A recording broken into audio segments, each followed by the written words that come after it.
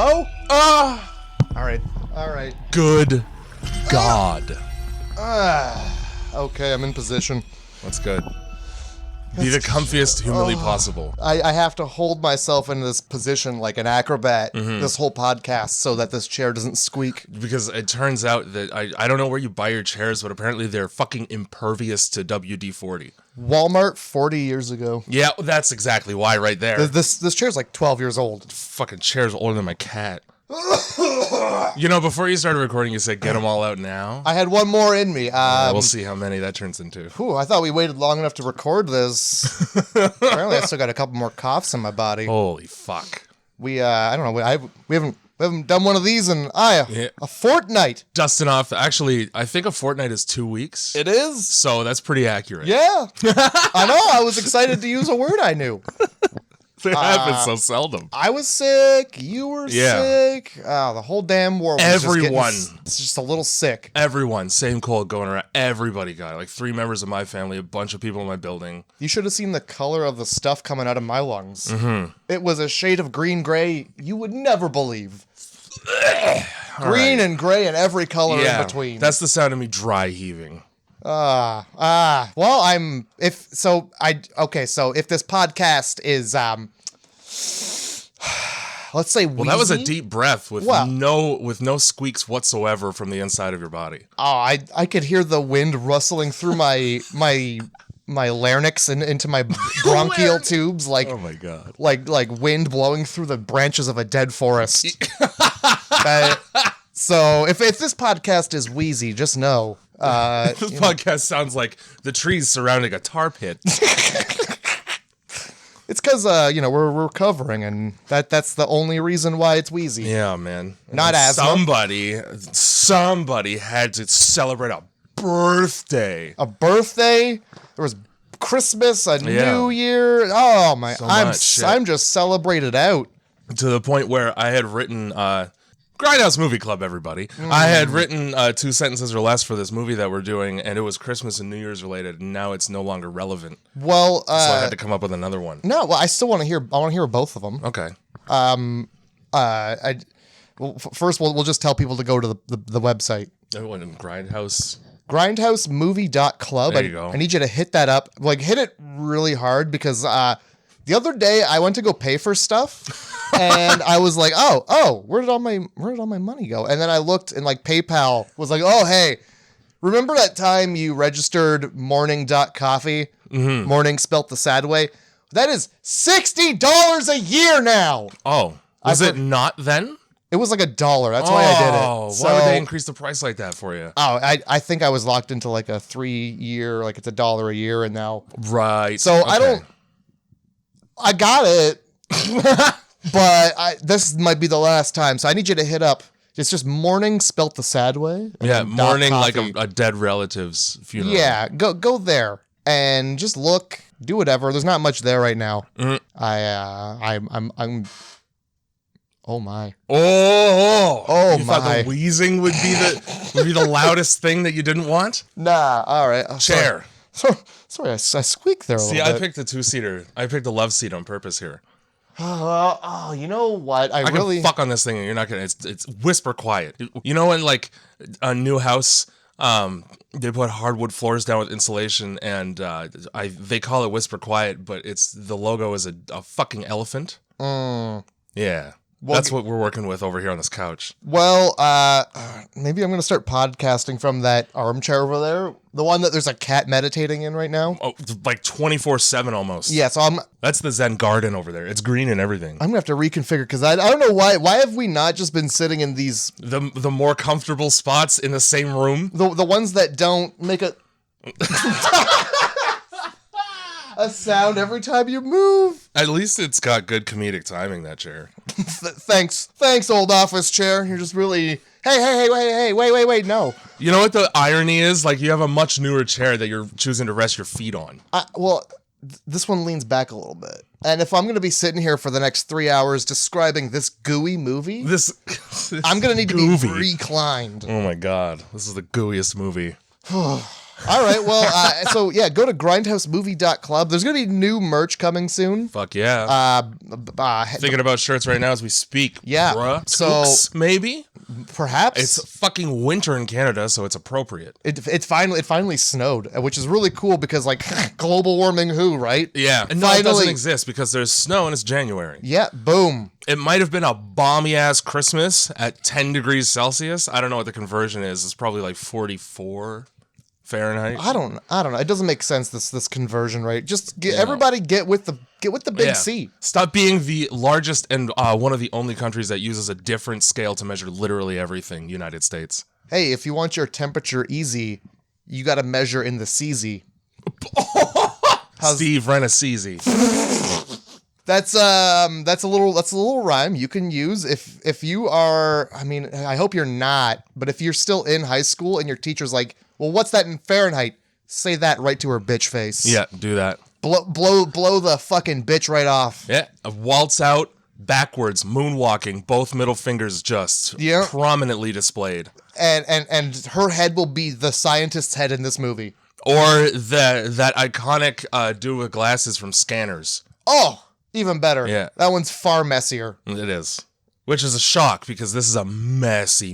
What movie did we do this month? Ladies, gentlemen, and also everybody else. There's a whole lot of you, and I don't have time to name everybody. No, it's a sliding scale, and they just keep adding letters. I start at one. I go one end of the spectrum. I go to the other, and I try not to exclude everybody. Everything in between. So y'all, folks,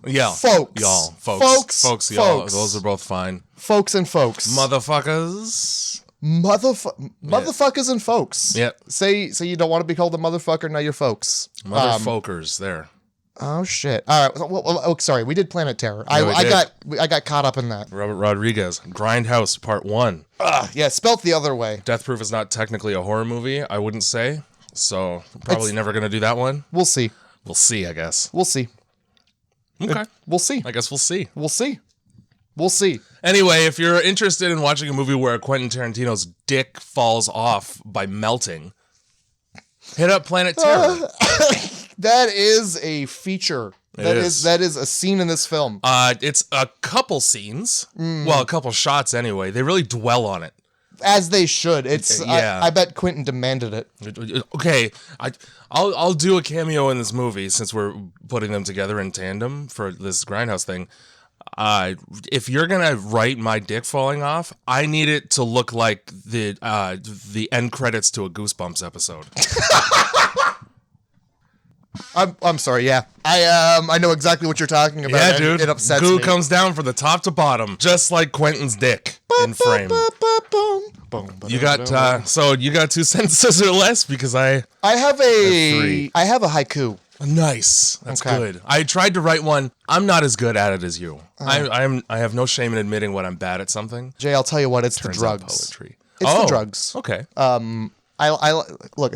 I don't want to. Next time I get blasted, just ripped in the middle of the morning, I'll try and write haikus and we'll see what we come up with. I don't want to like let my secret go. I had a few edibles before I watched this film.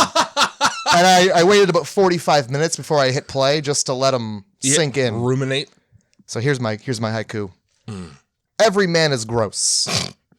They say really gross stuff, then their dick rots off. They say really gross stuff. I think that's only 6 in the middle. Every man is gross. Yeah, you're good on that. They say really nasty. Nasty. There you go. Then their dick rots off. Yes. It was going to be till their dick rots off, but then that's a sentence that connects it, and it has to be 3 separate ideas. I mean, sure. If you ever play Ghost of Tsushima, the whole point is to a side mission is finding really tranquil spots and writing haikus at them. And I mean, you could choose either way. You could tell a full story with the 3 sentences, or you can just do random ones. And either it doesn't. The only thing that matters is the fucking syllables, and you're painting a picture. Okay. Well, I think if that last sentence didn't paint a picture, if you don't immediately imagine when hearing the phrase "dick rots off" what that would look like in your head involuntarily, then you're a psychopath. I'm sorry I did that to everybody who's not a psychopath. My bad, guys. My bad. All right, what give me your sentences. So the one that I wrote when I first watched the movie, which was weeks ago now. Happy New Year, Merry Christmas, Planet Terror, gooey business. I like it. And then the other one that I came up with on the drive over here is, if you're going for Texas barbecue, sometimes there's blood in it. Sometimes the secret ingredient is blood. I didn't jive with that. No, it wasn't great. All. No, I don't like how fucking filthy that diner is where people eat at it. Mm-hmm. It's the grossest cigarette chain smokingest man in any diner ever. It's the dude's from Lost. I don't know who he plays in Lost, but he's from Lost. Holy fuck, I have no idea. Yeah, he's in like all of the seasons, so he's one of the people. So in the Machete trailer, he's the white-haired gentleman with the goatee as well. Oh, dude, the Machete trailer. Yeah. Let me just get this out of the way because it's at the very beginning of the movie. Before you do that, sure. All right, here's what I wrote. Thanks, Andrew, for the theme song. Oh, yeah, also, yeah, thanks, Andrew. So I wrote, Jay will say 3 unsavory things about Danny Trejo and or Cheech Marin. Now, what were you about to say? I did a prediction. I was going to start off by saying, fuck Machete, so that's 1. Nah. The best part about the Machete trailer was the kitty break in between that and the movie. Yeah. I don't remember what the context was. There was like some text on the screen or something like, it's like the rating system. So it's like 4 pictures of cats playing with like the fuzzy balls and shit like that. Mm-hmm. Not men's, just, fabric. And then rated R, 18 plus, and it's a puma growling is what you get. I liked the part with the kittens myself. I might have missed that. I was too busy just enjoying. They recreated the fucking JFK assassination in that trailer. They sure did. They just fucked with the wrong Mexican is the tagline that is said by the narrator. What I really liked was he's like, hey, if you're going to hire Machete to kill the bad guy, make sure it isn't you. That's like the best. I love that. If I was that so dude, stupid. I would be saying shit like that all the time with that voice. The most notable part of the trailer is that when Danny Trejo is speaking to Cheech Marin in the church, there are crosses backlit on their faces.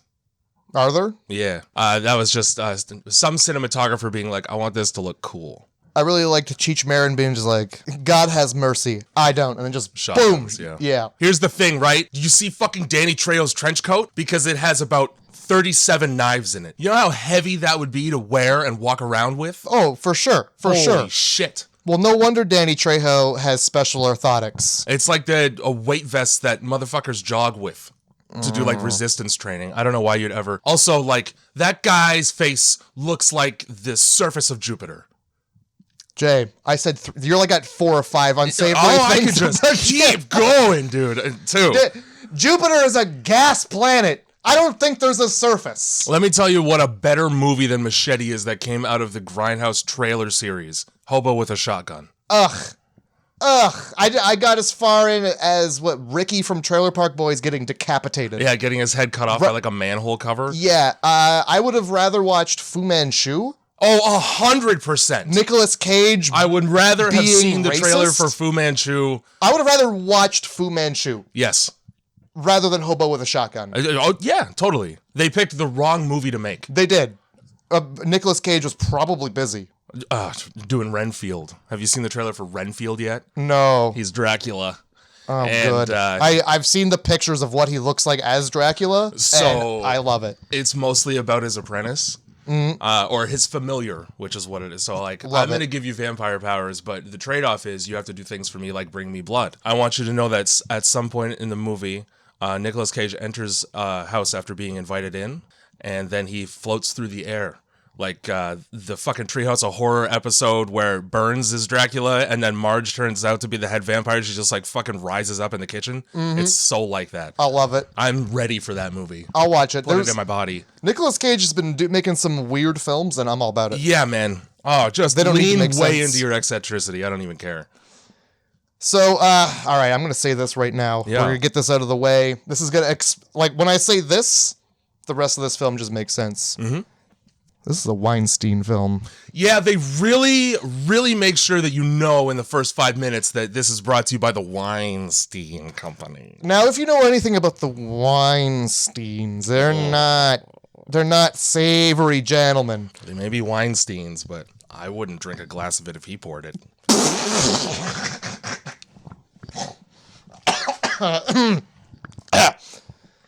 So, in true Weinstein fashion, this movie starts with about 5 minutes of ass shaking. Yeah, fucking...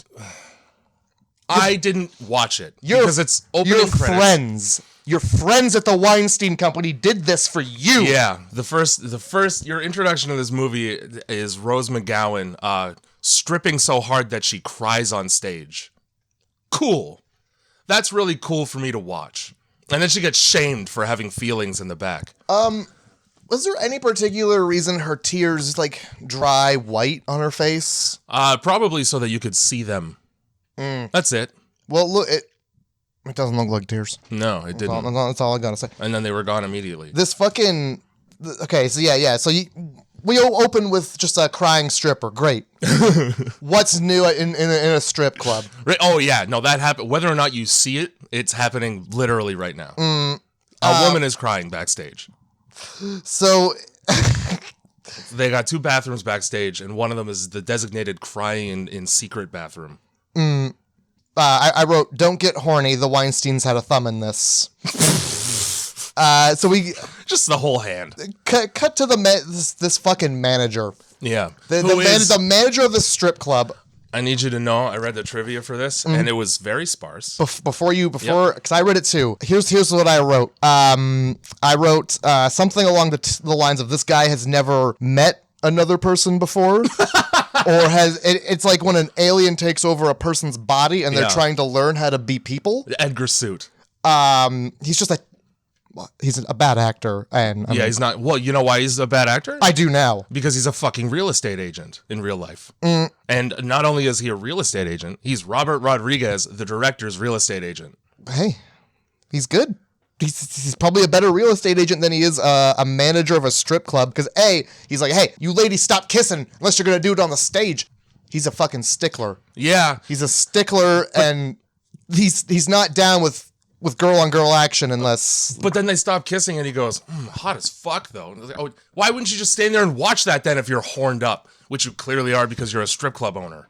Well, yeah, I think at all times you're horned up. You have to be. I wrote, he hates when you dip your pen in company ink unless groups of men are hooting at you. Yeah, and throwing singles. I want, how do strip clubs work in Canada? I've never been inside one. I was gonna ask. I've also never been to a strip club. Nor will I ever be in one. This is all I know about strip clubs. I learned everything I know about strip clubs from Planet Terror, from Robert Rodriguez and the Weinstein brothers. Jay. Yeah. I don't think I ever want to go to a strip club. No, I like not the greatest 2 people to pick for an accurate representation of just humanity, but there's no way that people are getting dollar coins chucked at them while they're dancing. Oh, that's how you take out an eye. So what I've heard is that there's something called a toonie drop. Mm-hmm. And I think you either drop the toonie down between their boobs or they have to pick it up with a part of their body. Oh, okay. I'll pass. It kind of bums me out to know that my toonies that change that I receive sometimes when I pay for things in cash still, because I'm 85 years old, have potentially been inside the asshole of a woman with chlamydia. Don't worry, Jay. So there's this whole cycle of money. Every Canadian coin has gone through the cycle of Tim Hortons strip club, Tim Hortons strip club. It's accurate. That's it. That's all it changes for is coffees and boobs. Yeah. Who else is and stale gum from 10 years ago? Stale gum.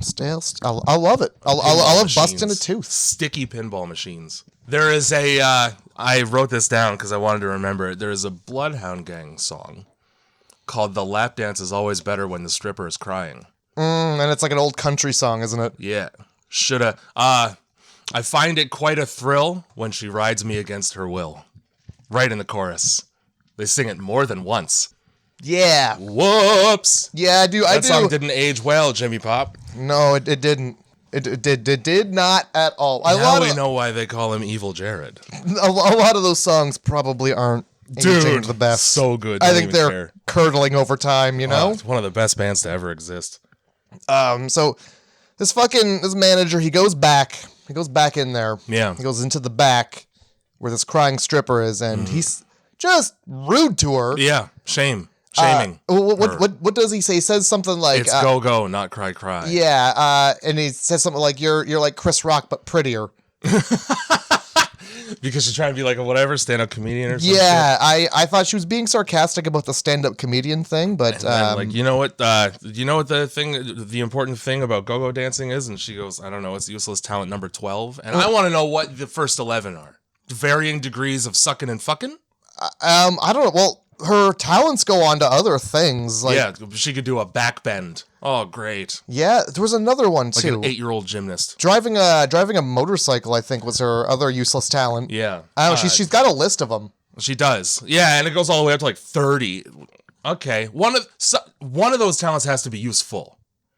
Otherwise, you're just collecting garbage.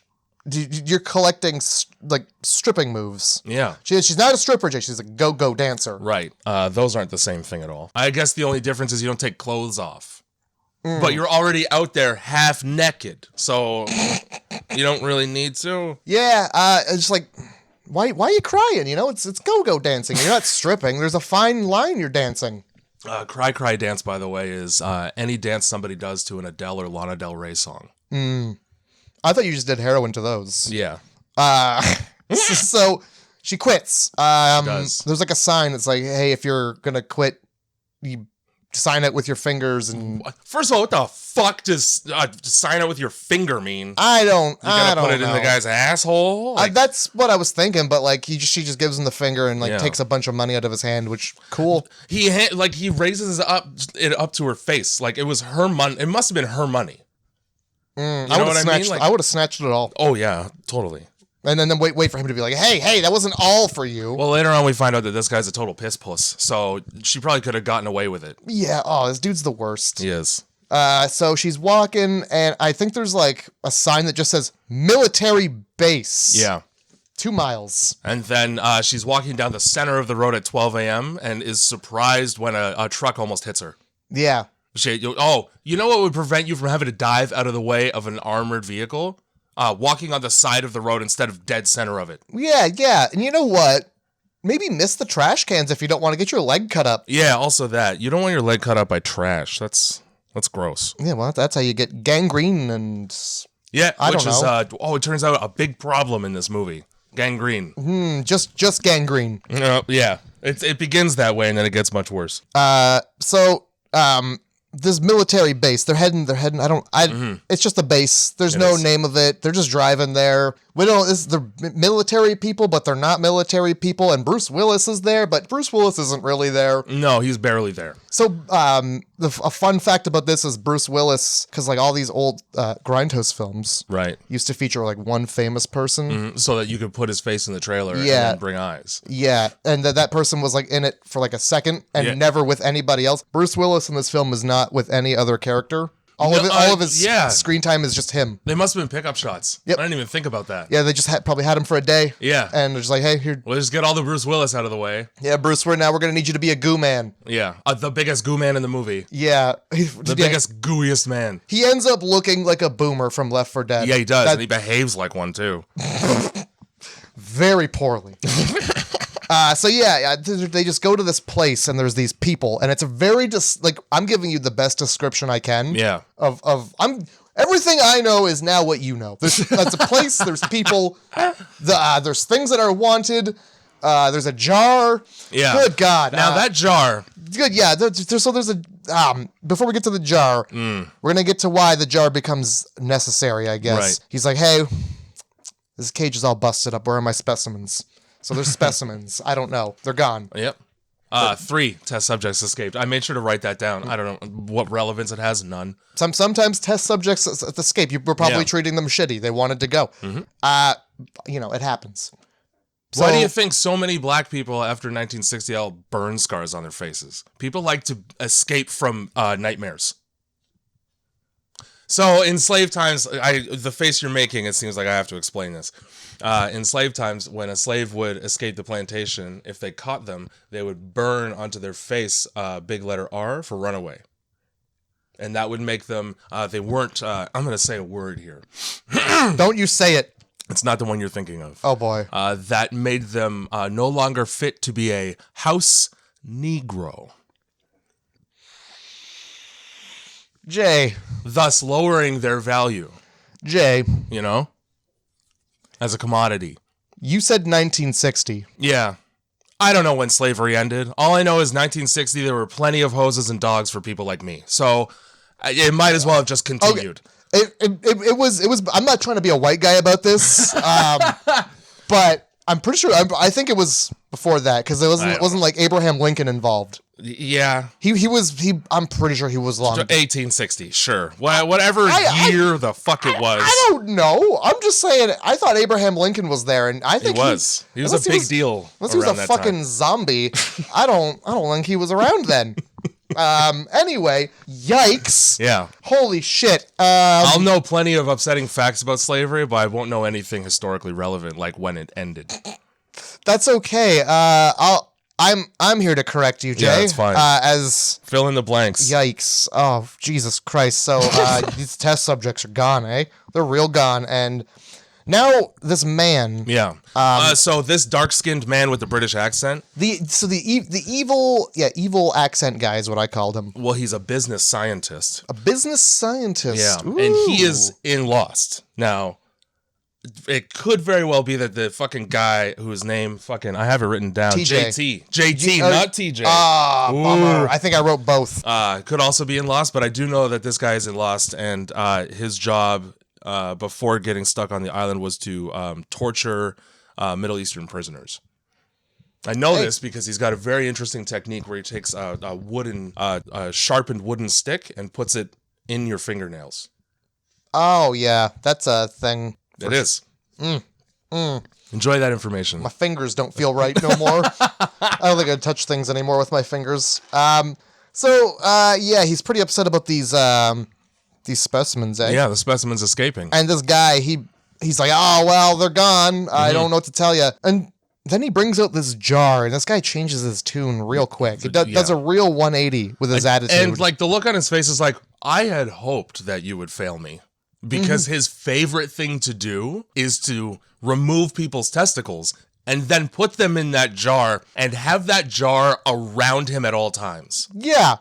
Yeah. And it's not even like I'm doing this because I want you to suffer. He's like, he wants the balls. Yeah, he will like to have them. My jar is not fully enough. Yeah, he requires them, like a squirrel needs nuts. Yeah, and he's so prepared to collect them that he just has a ball knife on hand, specifically sculpted to remove balls. And if that's not enough, there's another guy with like a 3-pronged fucking Men in Black looking ass thing that extends out for the same purpose. But you never get to see that get used. I would have preferred to, instead of just the really close, it looks like a hook knife that, like, you know the ones that, like, they have a hole, like, so you can put them on your finger? Yeah. Like, he likes to get up close and personal when he's performing surgery. That knife looked like it was going to just shred. Yeah. Whatever was toothy knife. Whatever they planned on leaving behind was not going to be functionable. No. So yeah, he tosses him that knife, doesn't he? And lo and behold, he's not so willing to cut his own balls off. No, like he gave the opportunity, and he's like, nah. I mean, I can't do this. I don't know where to cut. I'm not a doctor. Turns out, none of those qualifications matter. Imagine having the power to just be like, and just that snap alone means balls. It's ball time. Balls right now. Yep. Immediately. It's like 4 guys just grab this guy upon the snap of a finger, and they find his balls. Because this man doesn't snap his fingers unless it's to signal the removal of ball time. And this guy's not even the kingpin. No, he's just a guy. He's the testicle guy. Yeah. We keep him around because he's really good at taking off testicles. Oh my God. So this group of guys like grabs him, pulls him down, and pulls they remove a ball and just throw it on the ground like a fish that jumped out of its bowl and just hit the floor. And it slaps the ground like that fish would, too. And then he comes in, he steps on it like a bar of soap in a prison shower, and it just like slides across the ground. God. Oh. Really graphic nut removal here. Like a fucking rotten crab apple. And then fucking Bruce Willis shows up and is like, well, this package doesn't look correct. Now I want all of it. Yeah. I want the gas canisters. And now, so these canisters that are also part of this transaction somehow have a toxic gas in them that turns you into a horribly gooey zombie. Yeah, we learned about it later. It's like a chemical agent that's supposed to eliminate a population, and if you get it in your body, if you have more of it, it apparently staves off the effects of it's like becoming goo. microdosing mushrooms. You might not see aliens, but you're gonna feel great. Something like that, close to. Because if you don't have it, I mean, you look like a meth head who is also in a microwave. Yeah.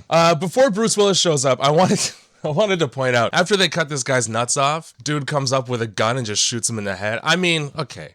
You could have done one without the other, number one, but you just want those nuts so bad. Secondly, he fires that gun into the football huddle of guys, like right by their ears.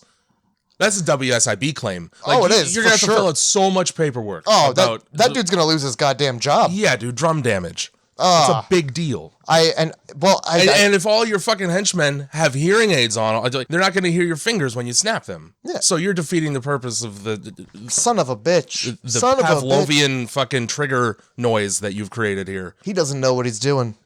No. What a fucking scientist. Flies by the seat of his nuts. So we got Bruce Willis, and Bruce Willis, he asks a very specific question. Mm-hmm. Where's the shit? I love that. That's his question of the day. This guy probably has plenty of it. And he just points to the dude whose brains he just blew out. Because, he's going to have some in his pants. Where is the shit? Oh, yeah, there's like I'm going to need you to be more specific, Bruce. There's a gunfire breaks out. And, okay, so if you've not seen this movie, to not have to explain this every single time. Yep. In this film, when you get hit by a bullet, all of the blood leaves your body at once through a small hole. If you had any liquids in you, they're out now. Yeah, all of them. Think Kill Bill, but with less pressure. So it's more of a splooshing and less of a spray. It's a dump. But it's people are getting hit with bullets and like splitting in two. Yeah, losing arms, head pops off. Head explodes, really. Oh, there's so many heads that just, like a grape. It's good. It's good. It's fantastic. If you like gratuitously excessive amounts of gore, this movie comes highly recommended. And practical as well. And I got some fun facts coming up. Oh yeah. We got some fun facts. All right. So yeah, there's a whole gun fight. Yeah. In this scuffle, the jar breaks. Unfortunate, dude. And that's like a collection. It is. I didn't count, but I mean, if I were to do that jelly bean thing where if you guess the number right, you get the jelly beans. First of all, I wouldn't want them as the reward, but I would say about 20. I'd say about 20. It's got to be an even number unless somebody you killed had a horrible accident. And now he only got the one from the guy. Is he only taken one from everybody? So is it 20 guys or is it 10 guys? That's a good question. Because it was about to be 11 guys with, it would have been like an odd ball there because he just had the one ball. So right, because the other one got crushed under a boot. So maybe he evens it out, like he specifically looks for people like Carl from Aqua Teen Hunger Force. I've been shooting blanks ever since that killer whale nipped me in the stones. I like to think he stepped on the ball just because he's like, double tap. Yeah.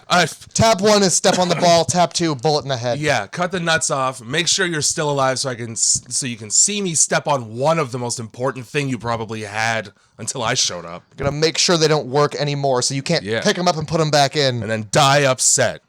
So this jar hits the ground. Balls everywhere. Balls fucking everywhere. Bruce Willis is so incapable of doing his own stunts that they have to cut away from him just dodging a bullet. Hey man, he's an old man now. He wasn't in fucking 2006 when this came out. I didn't actually write down the year, but if you look at Planet Terror and at any point they remake this film, that's bad. That is going to be a bad movie. Yeah, well, because this movie's just it's what it is. I think is Tom Savini not dead? Tom Savini? Yeah. I don't think so. Well, he did all the special effects for this movie. He's in this movie. Yes. And the only way that you could remake a Tom Savini movie is if you had him do the special effects again. It's a very specific brand of gross that he brings to the table. Ask George Romero. True. He can't because he's also dead.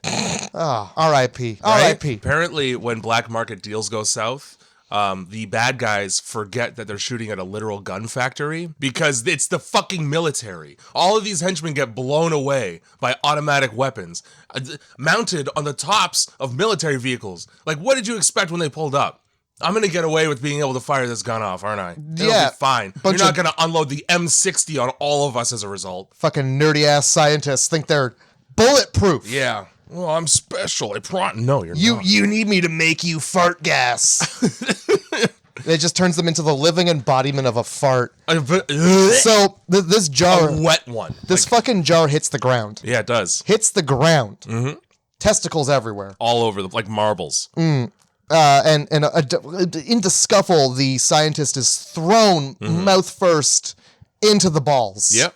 And what happens? He proceeds to scoop them up and put them in his pockets because he needs the balls. Yeah, dude. You can't. He doesn't want them. He needs them. Mm-hmm. You ever fucking spill like a... I don't even know, dude. Something that you love too much to let just be on the ground forever. Anyway. He's got a romantic attachment to these, you know? You would pick up your girlfriend if she tripped and fell on the sidewalk. That's fair. That's fair. You know what? Yeah. But if she spilled her balls, I probably wouldn't. I'd probably leave them there. Fucking... This guy's name is Abby. Oh, okay. Important to note. Abby and his balls.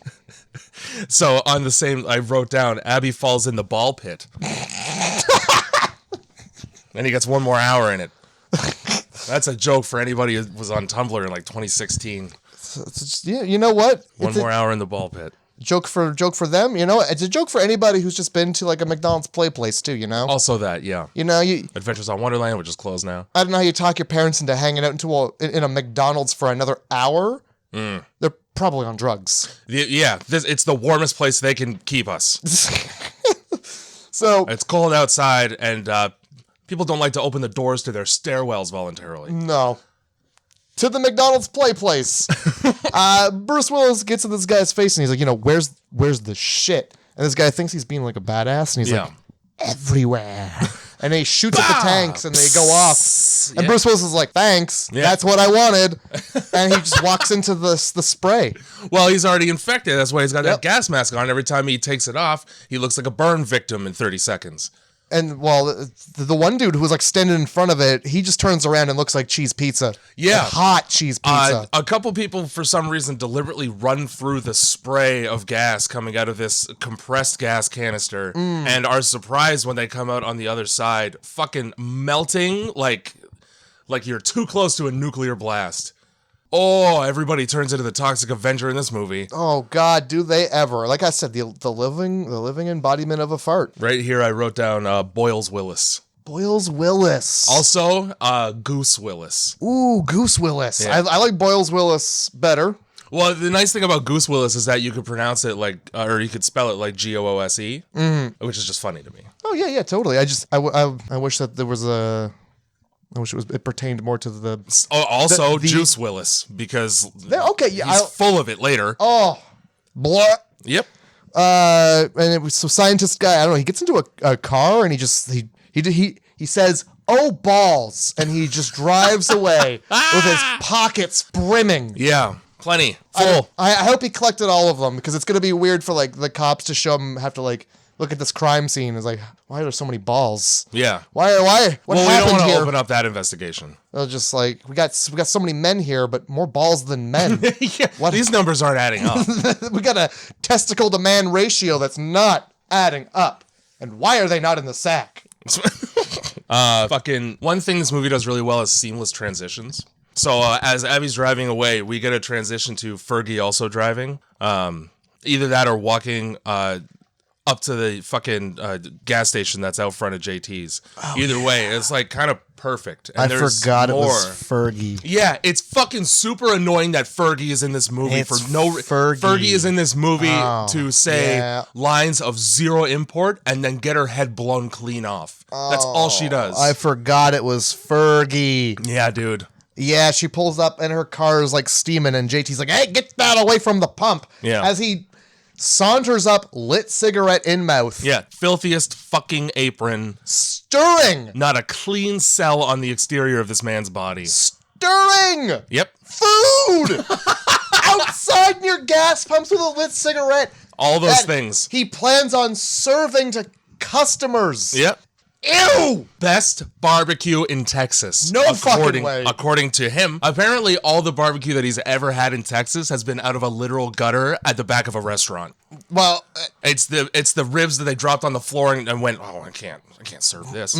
Yeah, so he pulls out a dumpster. Oh, this is shit. I could make stuff with less flies on it for sure. Oh, fuck yeah. But then he brings it outside where the flies are. Plenty of them, probably. In because Texas, everything about this area is disgusting. Texas on a hot Texas night, you tell me there aren't flies in your gravy or... Yeah, big ones too. Horse. I don't know. It's like gravy or barbecue sauce. It's whatever he's working on it this entire film. So Fergie's fucking line, half of Fergie's lines in this movie are sexual innuendos. She's trying to explain the fact that the car exploding is not a concern, it's the radiator, and she says, water leaks when it heats up. Thanks, Weinstein Company. Yeah, fucking Fergie. Now that's a rump roast, JT says when she leaves. Yeah. So we've established that JT, there's no health inspector in this section. It's this region of Texas. Number one, he's under.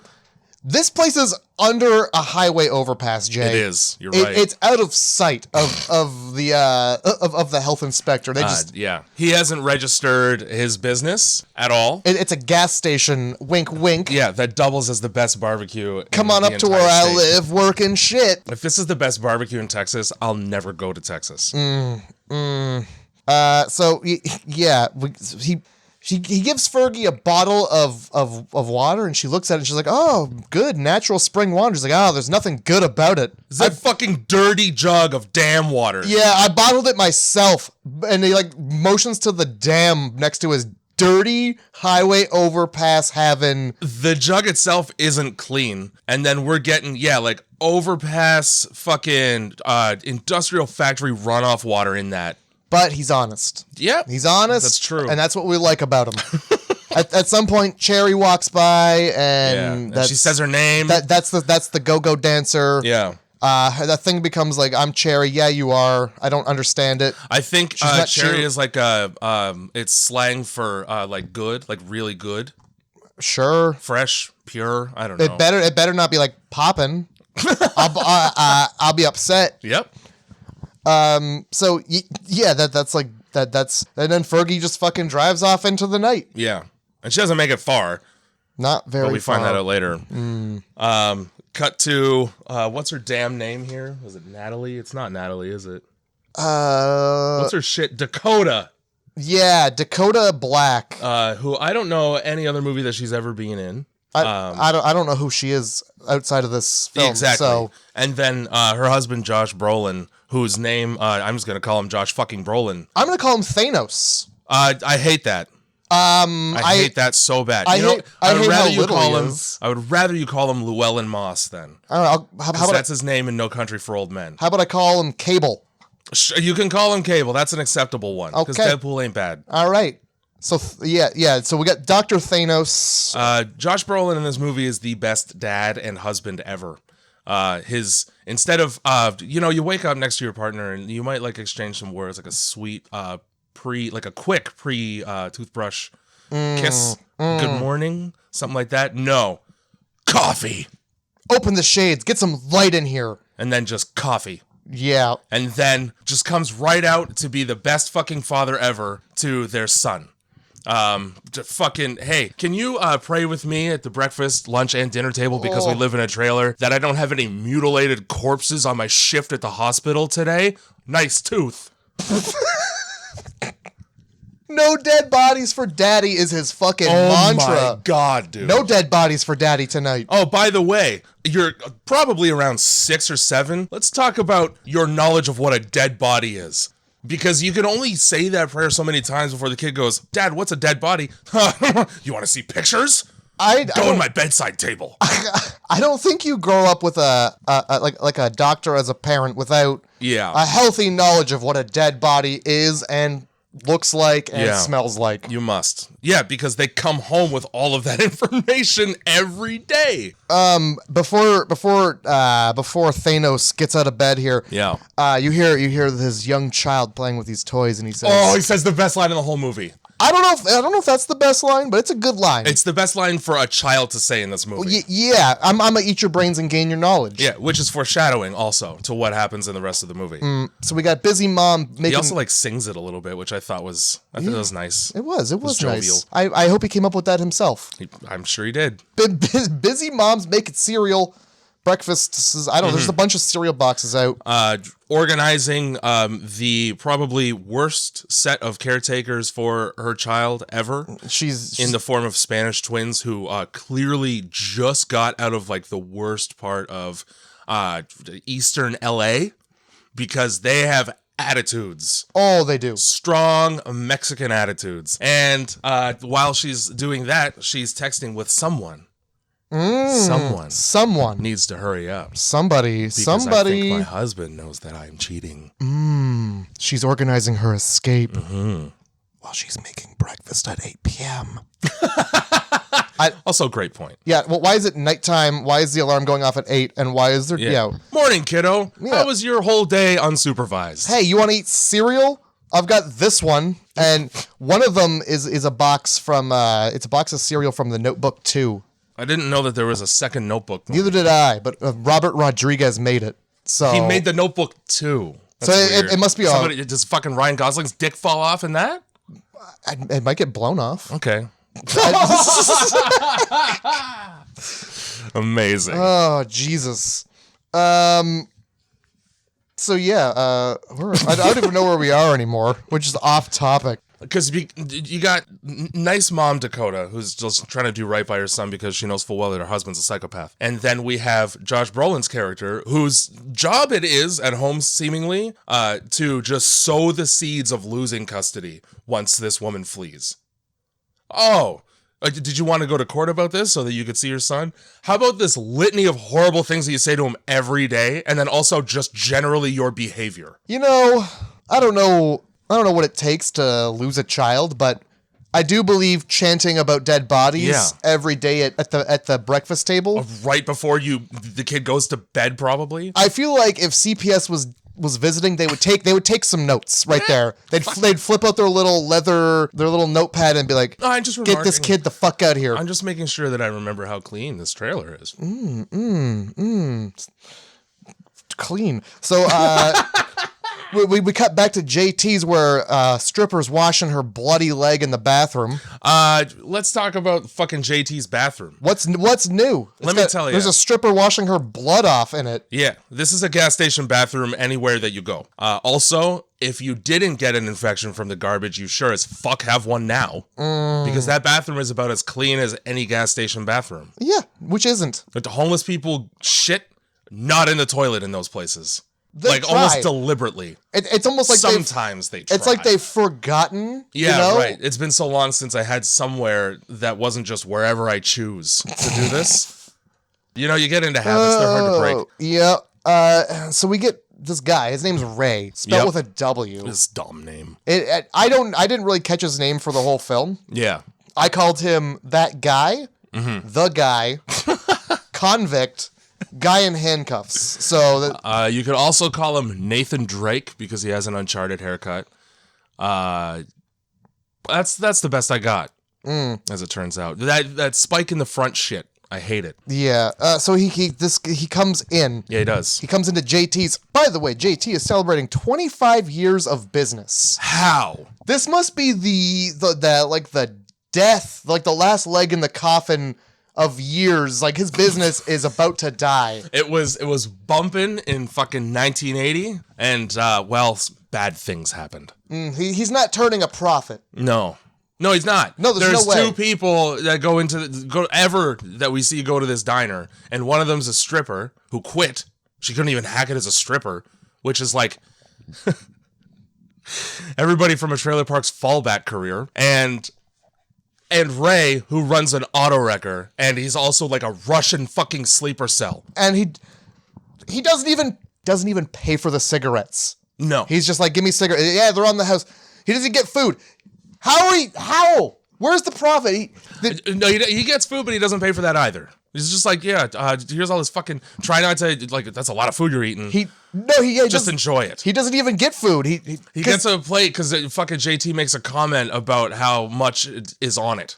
I thought he made that comment because there was just no food at all and he was just getting up and leaving. That could also be. I didn't get a good look at the plate. Yeah, I thought he was saying that because, like, hey, you're in here or drinking my coffee and we're just gonna smoke indoors and have coffee and that's it. Yeah, it's weird. There's no glass wall keeping the smokers away. Right. You know. Right. Remember when that was a thing? Yes. It's like going to the zoo and looking at the reptiles. The reptiles in the foggy enclosure. The reptiles currently getting misted like vegetables at the grocery store. Because of the haze, the tacit haze in that fucking glassed in. Oh my God. So few people who listen to this podcast are going to remember the days when there was a smoking section inside of restaurants. I also think you could smoke on planes back in the day. Let's fucking like, oh my God. You're flying inside of a cigarette. Yes. Oh, fuck. Oh, Jesus. That's exactly just a fucking airborne cigarette. Just a canister of people just breathing in cigarette. So these Wray and Cherry, well, they've got history, and it's known because they just talk and say things to each other. Yeah. Until the topic of the jacket comes up, which I was looking for 2 weeks, which is supposed to be some fucking foreshadowing to the fact that there's a ring in it. I don't understand what the fuck that means or why he needs to say it or why it's important enough to repeat back. But you just have to like assume because you think, because it had been so long since I saw the movie, I thought that these were just two strangers and it's like they get real chummy real fast. And I was like, this isn't organic. Oh, they used to date. Yeah. Okay. Yeah. Thanks for explaining that. You could have done it before the interaction began so that I wasn't sitting there confused as to why they're friends. Well, guess what? You have to infer that through the dialogue that it just happens at you, whether you're listening to it or not. And at one point the guy's like, did you ever become a doctor? Look at her. Yeah. Look at what I'm wearing right now here. Look at where doctors don't look like this. That, and they don't come to JT's. No, they don't. Because, believe it or not, JT does not have the best barbecue in town. Because his barbecue, at some point, has been walked outdoors. He has the best... In the night. He's got the best barbecue in town for people who are also satisfied with jug water from the river. So, Fergie. Yes! Fergie's a simple jug water folk. Fergie's standards are low enough that this is the best barbecue for her. Oh, God. So, also, at some point, while Fergie was there, she's like, I gotta go. And JT's like, hey, what are you, saving lives? And she's like, how did you know? Which is a little bit of foreshadowing. Yes, it is. Although she doesn't get a chance to. No, she does not. Because she's dumb. Well, I don't know. Her whole job in this movie, again, like, aside from dying, is to be dumb. Yes. She's the stupidest character in the movie by far. I'll give you that. By design, like it's on purpose. So blah blah blah. She's not a doctor, and she keeps saying she wants to be a stand-up comedian, and I was like, this is a joke, right? And the guy's like, you're not funny. Well, okay, just shit on my dreams. Nice to see you too, ex-boyfriend. Now I remember why this happened. Great. So cut to hospital. We're at this movie just is like, hey, here's a scene. Yeah. We're somewhere else new now. Scene, yeah. It's important to know. Now we're at the hospital. Sometimes you'll see a real burn, but that's about it. Yeah. Normally I don't care for that kind of thing. in movies because it's like, oh, you're just trying to make it seem like old. Like I didn't really care for it in Frankenstein's Army. Right. I liked it. I liked it in this one. I would say part of the reason you didn't care for it in Frankenstein's Army is because that's supposed to be a found footage horror movie, and those don't have cuts. No, they don't. That one had more cuts than this fucking movie has. This film is it's supposed to look like an old timey film, and it did a good job. What with everything. And, and they worked it into the film well. Yeah, because they didn't have to watch a fuck scene. Yeah, I was so God. happy. I was so happy that the reel burned before. I mean, first of all, it was a bit excessive. It was getting to the point where I was like, I'm just gonna skip ahead, and then the reel burned out. So you don't actually get to see penetration. You get to see everything leading right up to the moment of penetration. I really enjoyed the peg leg going up in the air. I don't need to see Rose McGowan bent over in 30 different ways. I did need to see the peg up in the air, though. That's true. Because that's hilarious. It is. Well, it's a boner. That's the point. It sure is. I got a couple things to say about this hospital. It's the worst hospital that exists. Every person who works at this hospital is the person you want to see the least at a hospital if you need medical attention. This hospital is the best hospital in Texas, the same way JT is the best barbecue. 100%. Yeah, everybody's bad. You have Josh Brolin, who's sour as fuck despite being a doctor. Fucking Thanos here. How are you a doctor and you still live in a trailer? You must be a bad doctor. Also, he just lets anybody walk up to him and he's like, all right, I'll look at that. Yeah, a guy shows up with a fucking bite mark on his arm. He's like, you're not going to believe this. And I can tell you by the nature of this hospital and the doctors in it, they've seen worse every day. Well, yeah, they have. By choice. And then turns around when Josh Brolin's wife walks in and goes... in Full Metal Jacket style, she looks like she could suck the bend out of a river. Who shows up to a hospital to tell their doctor that their wife looks fuckable? Thanks, Weinstein Brothers. Rude.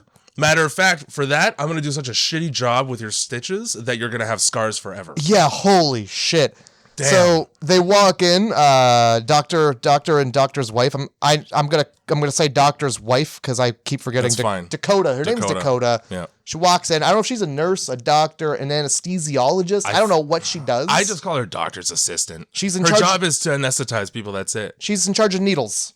And she doesn't do a good job at that. She's a needle wizard. One of the more important things to do when you're the one putting people to sleep before they need major surgery is to make them feel calm, safe, and comfortable. Oh. Not to talk to them about your needles like they're a 5-year-old in an intimidating way like you would to a 5-year-old that you're about to kidnap. Yeah, certainly don't give them the final needle and go, and after this, you'll never see me again. Yeah. Are you trying to say I'll never see anyone again? Jesus Christ. Holy fuck, Put me right on edge.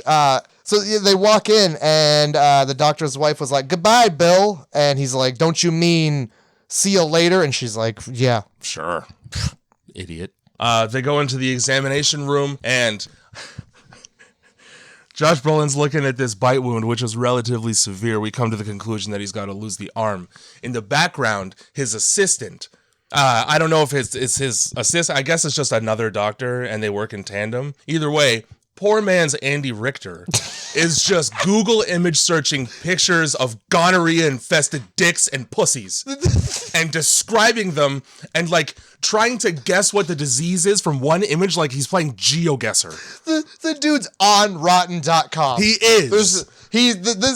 He's like, oh, what's this one? Horrible fucking gonorrhea-infested hematoma vagina? Yeah, but, sometimes when gangrene turns necrotic, we have to go deep inside and root around in there until we get all of the infection. Hey, look at this dick. Yeah. Take a look at this. Like, everybody gather around. When this dude pissed, it came out of all these holes. Oh, God, dude. And he's like trying to say, like, this is a disease the dude got overseas fighting. And the guy's like, I've never been to Iraq. Yeah. Sounds like you have. Sounds like you didn't have the greatest. It wasn't for a vacation. Oh, my God. Yeah, they're like, so he's like, oh, shit. How did you treat that man? And they both look at him and they do like the chopping motion with their hand. Man. I saw a picture. I may have sent it to you over Twitter, but it's he's a urologist. He's a real guy. And his name is something to the tune. I can't remember, but I think it's Dick Chop with 2 P's. That's his real fucking ass name. That's a bad name to have that job. Give me a different one. That's what I see his name tag and I go, no, I'd like another. I think this guy's too to the point. Yeah. I'd like to have maybe an A, B, C, D, E, F, G plan before we go right to cutting my goddamn dick off. Yeah, I'm here for a vasectomy, not to become a woman. I'm here for a vasectomy, and just that. You stop right at that. Yes, that's it. Don't get don't start taking risks. Don't feel lucky. Now, the grossest part of this movie, and that's saying something for me personally, is this man's tongue. You mean his mouthful of beans? You mean the beans that he had in his mouth? He's got just a thin bag of natto in there. Natto, for those of you who aren't Korean, is fermented soybean, and it's disgusting. It comes out as gooey as the people in this movie. And you gotta eat that, and some people enjoy it. I'm not gonna say them by name, but I know of at least one.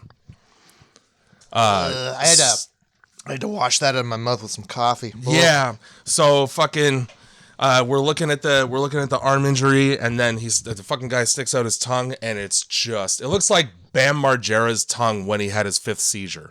I don't know if you know about this.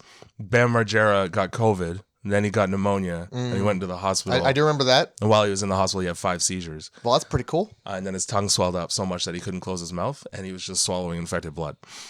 Dope.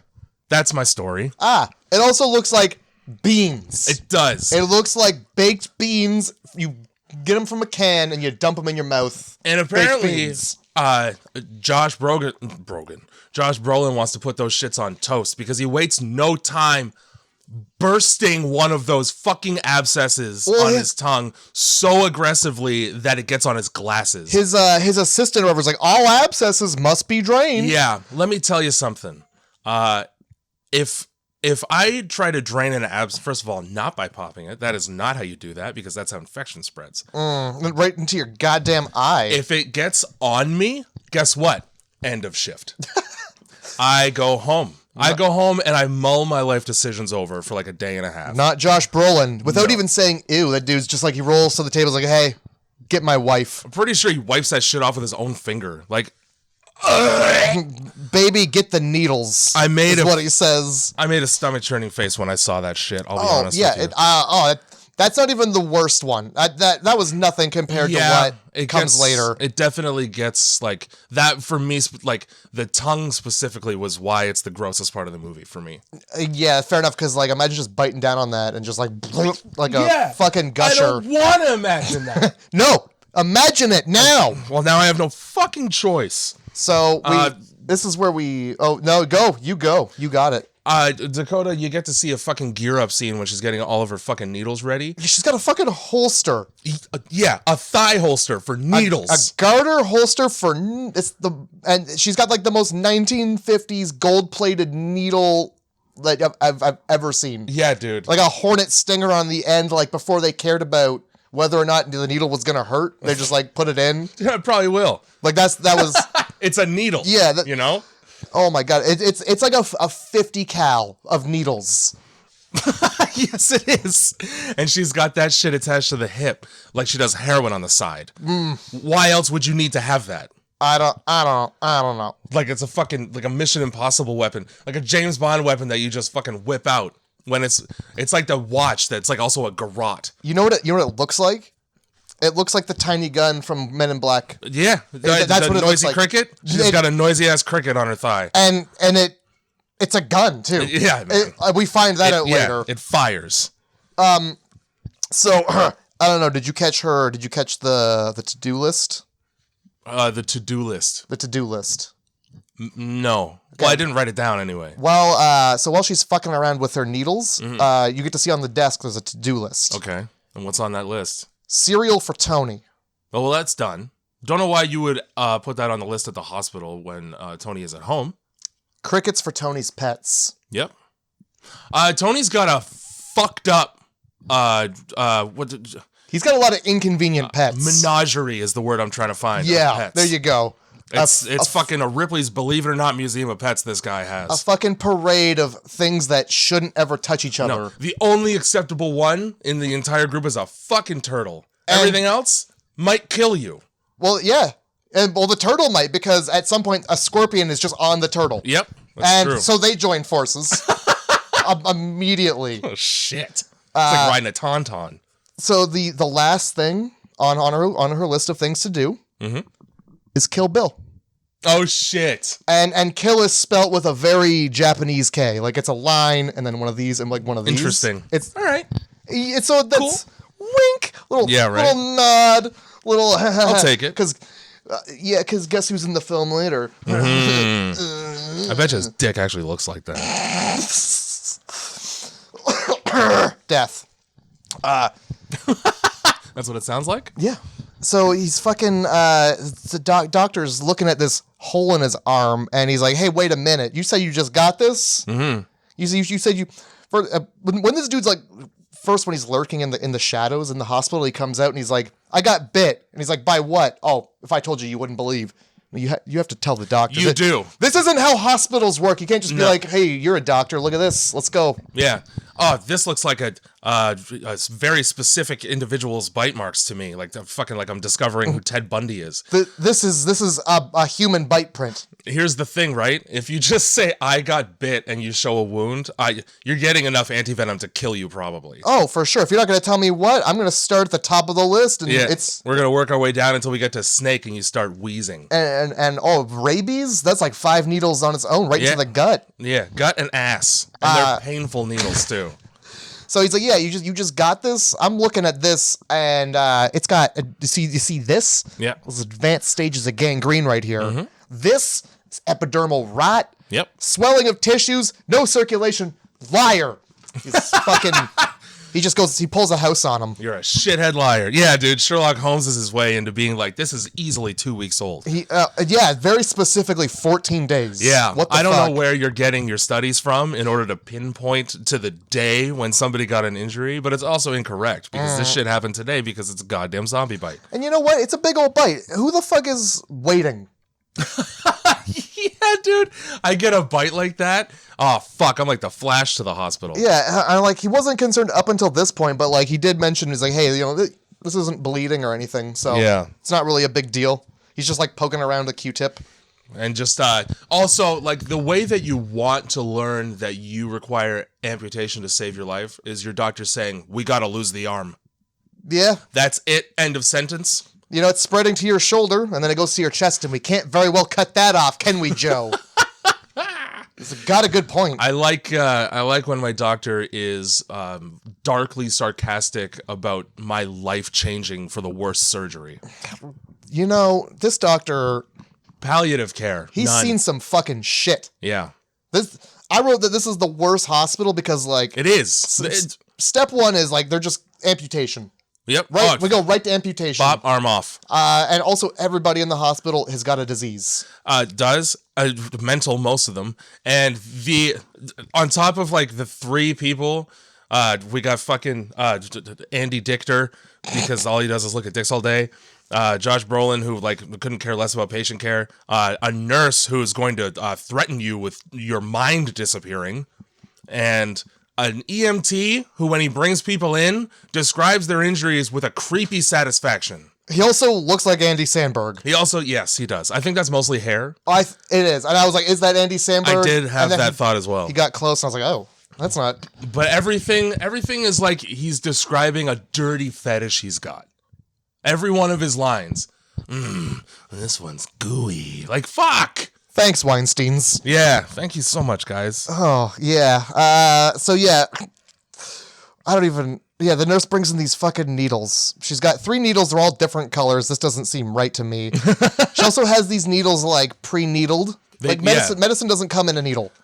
No. It comes in a thing you take the medicine out of and put it into a needle. A lot of fucking prep work she does beforehand. Yeah, so... without any knowledge of the nature of the patient's needs. Yeah, and... I'm just going to give you these 3 needles and you're going to be in a coma by the end regardless, so... We're cutting your arm off. I'm going to give you the same 3 needles we gave the guy who we had to give stitches to. Everybody gets the same 3 needles. You get fucking, what do you need, your tonsils removed in your 12? Guess what? You're getting the same 3 needles an adult got. You're either going to feel nothing or feel everything. Either way, it's going to be great. There's no in between. Yeah. So yeah, she's like, hey, these are my friends. Mm-hmm. These are just my little friends. My friend. Also, don't describe needles as your friend. They're my You're friends. getting chummy with the things you're going to stab me with. My friends. She's got a yellow friend, and that's just to take the sting away. She stabs that right in him. That's gonna sting. Her blue friend. You mean by the time she sticks it in, you shouldn't feel it. It's her little. It's her blue friend. The blue friend is friend. That's the scientific control friend. If you feel that one, then I've done my job bad. So the yikes. And then her redheaded friend. Once I put this in you, you'll never see me again. And she just fucking just dissipates into bats and flies into the night. Amazing. Yeah, it's like you can't keep saying that to patients. No. Like as soon as you put them under, like, you never see me again. Buh. Where's your wallet? One of the reasons why making sure that people feel confident going into surgery when they need to be put under is because very often, if they're scared, they die. They fucking die. And you know what? There are statistics about it. Even more so, just like if you're going into surgery, maybe make it a pleasant experience so they want to come back to the hospital. Yup. I wake up and just like, get me the fuck out of here now, please. Yeah, I'm done with this medicine bullshit. I'll die on a rock. The last sentence I heard before everything went black frightened me. Where the fuck's my wallet? Oh my god. So so after that we would cut back to the military base. Yeah. Where the green fog's rolling in. It sure is. And you got Fergie just standing there with her fucking dumb car. Yeah, flashlight in hand. If you're going to put an emergency flashlight in your vehicle in the event that it breaks down at night, because you drive at night so often that that's a concern, put some fucking batteries in that shit. Put some fresh batteries in that fucking flashlight so that it doesn't go out the second you go to use it. You know, Jay, that's a good point. Interesting, Yeah, right? I seem to... it Bit of works. an oversight. It works. Matter of fact, get one of those lanterns that you have to crank for it to work, because then you don't need batteries. Boom, boom. You're working off your ability to use your hands. Maybe have, I don't know, more batteries. Yeah, just have a pack. What else are you putting D batteries in? Like they come in a pack of like 4 or 5. It's fucking put them in your car. Vibrating dragon dildos. That's all I could. It's the only dildo that I could think is big enough to fit D batteries in it.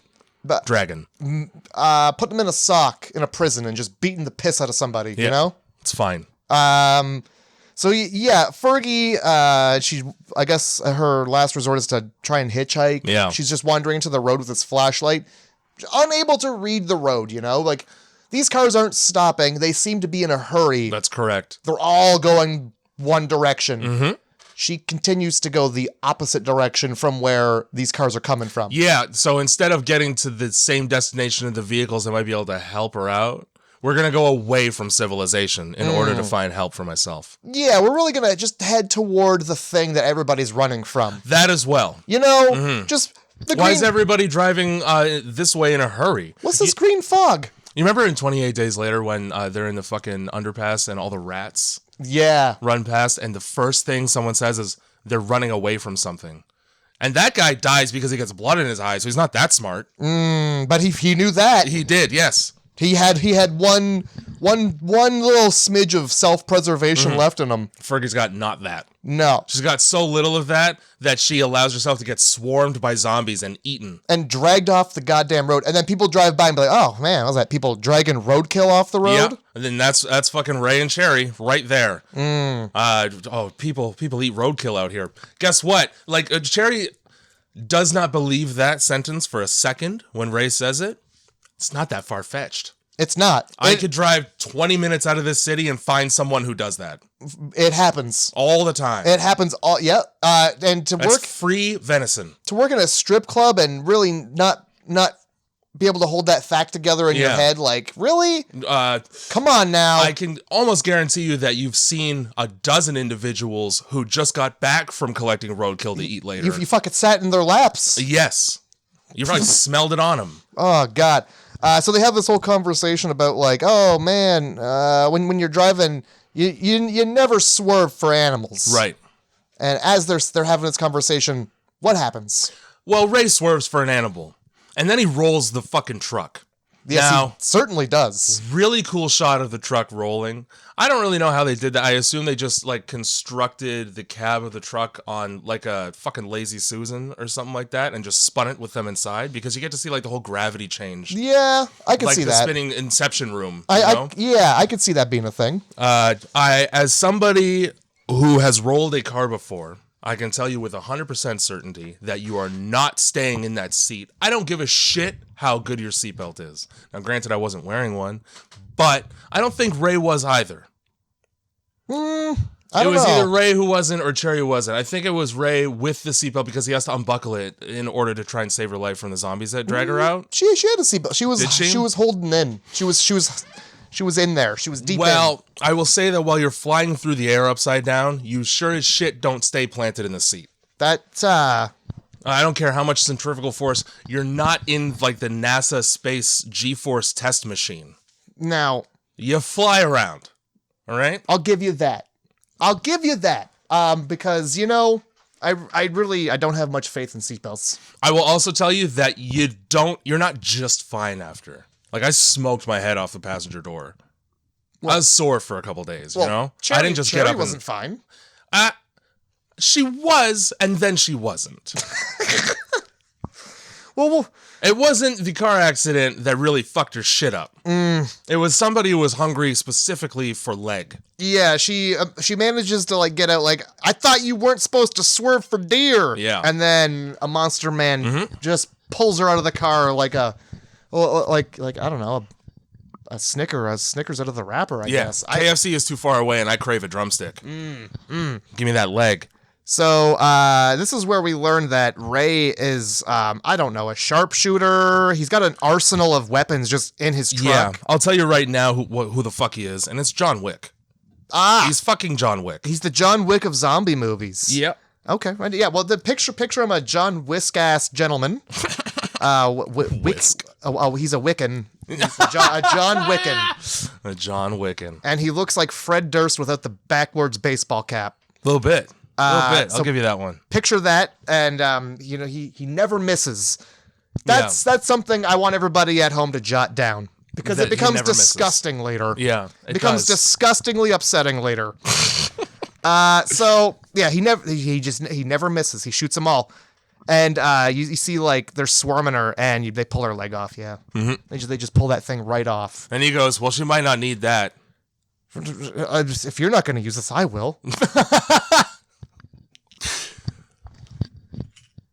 I don't know how she gets to the hospital. That's the only thing I realized just now. I don't remember how the fuck she gets to the hospital. Does he just drive her there? He does, doesn't he? Yeah, he does, because he has to sign her in. Yeah, That's the whole thing. If not, it's like the EMTs are there, and he's like, how are you going to explain this one? Right. How do you got the gun? She's missing a leg. Where's the leg? Everybody, And like you're known to the sheriff as like a violent troublemaker.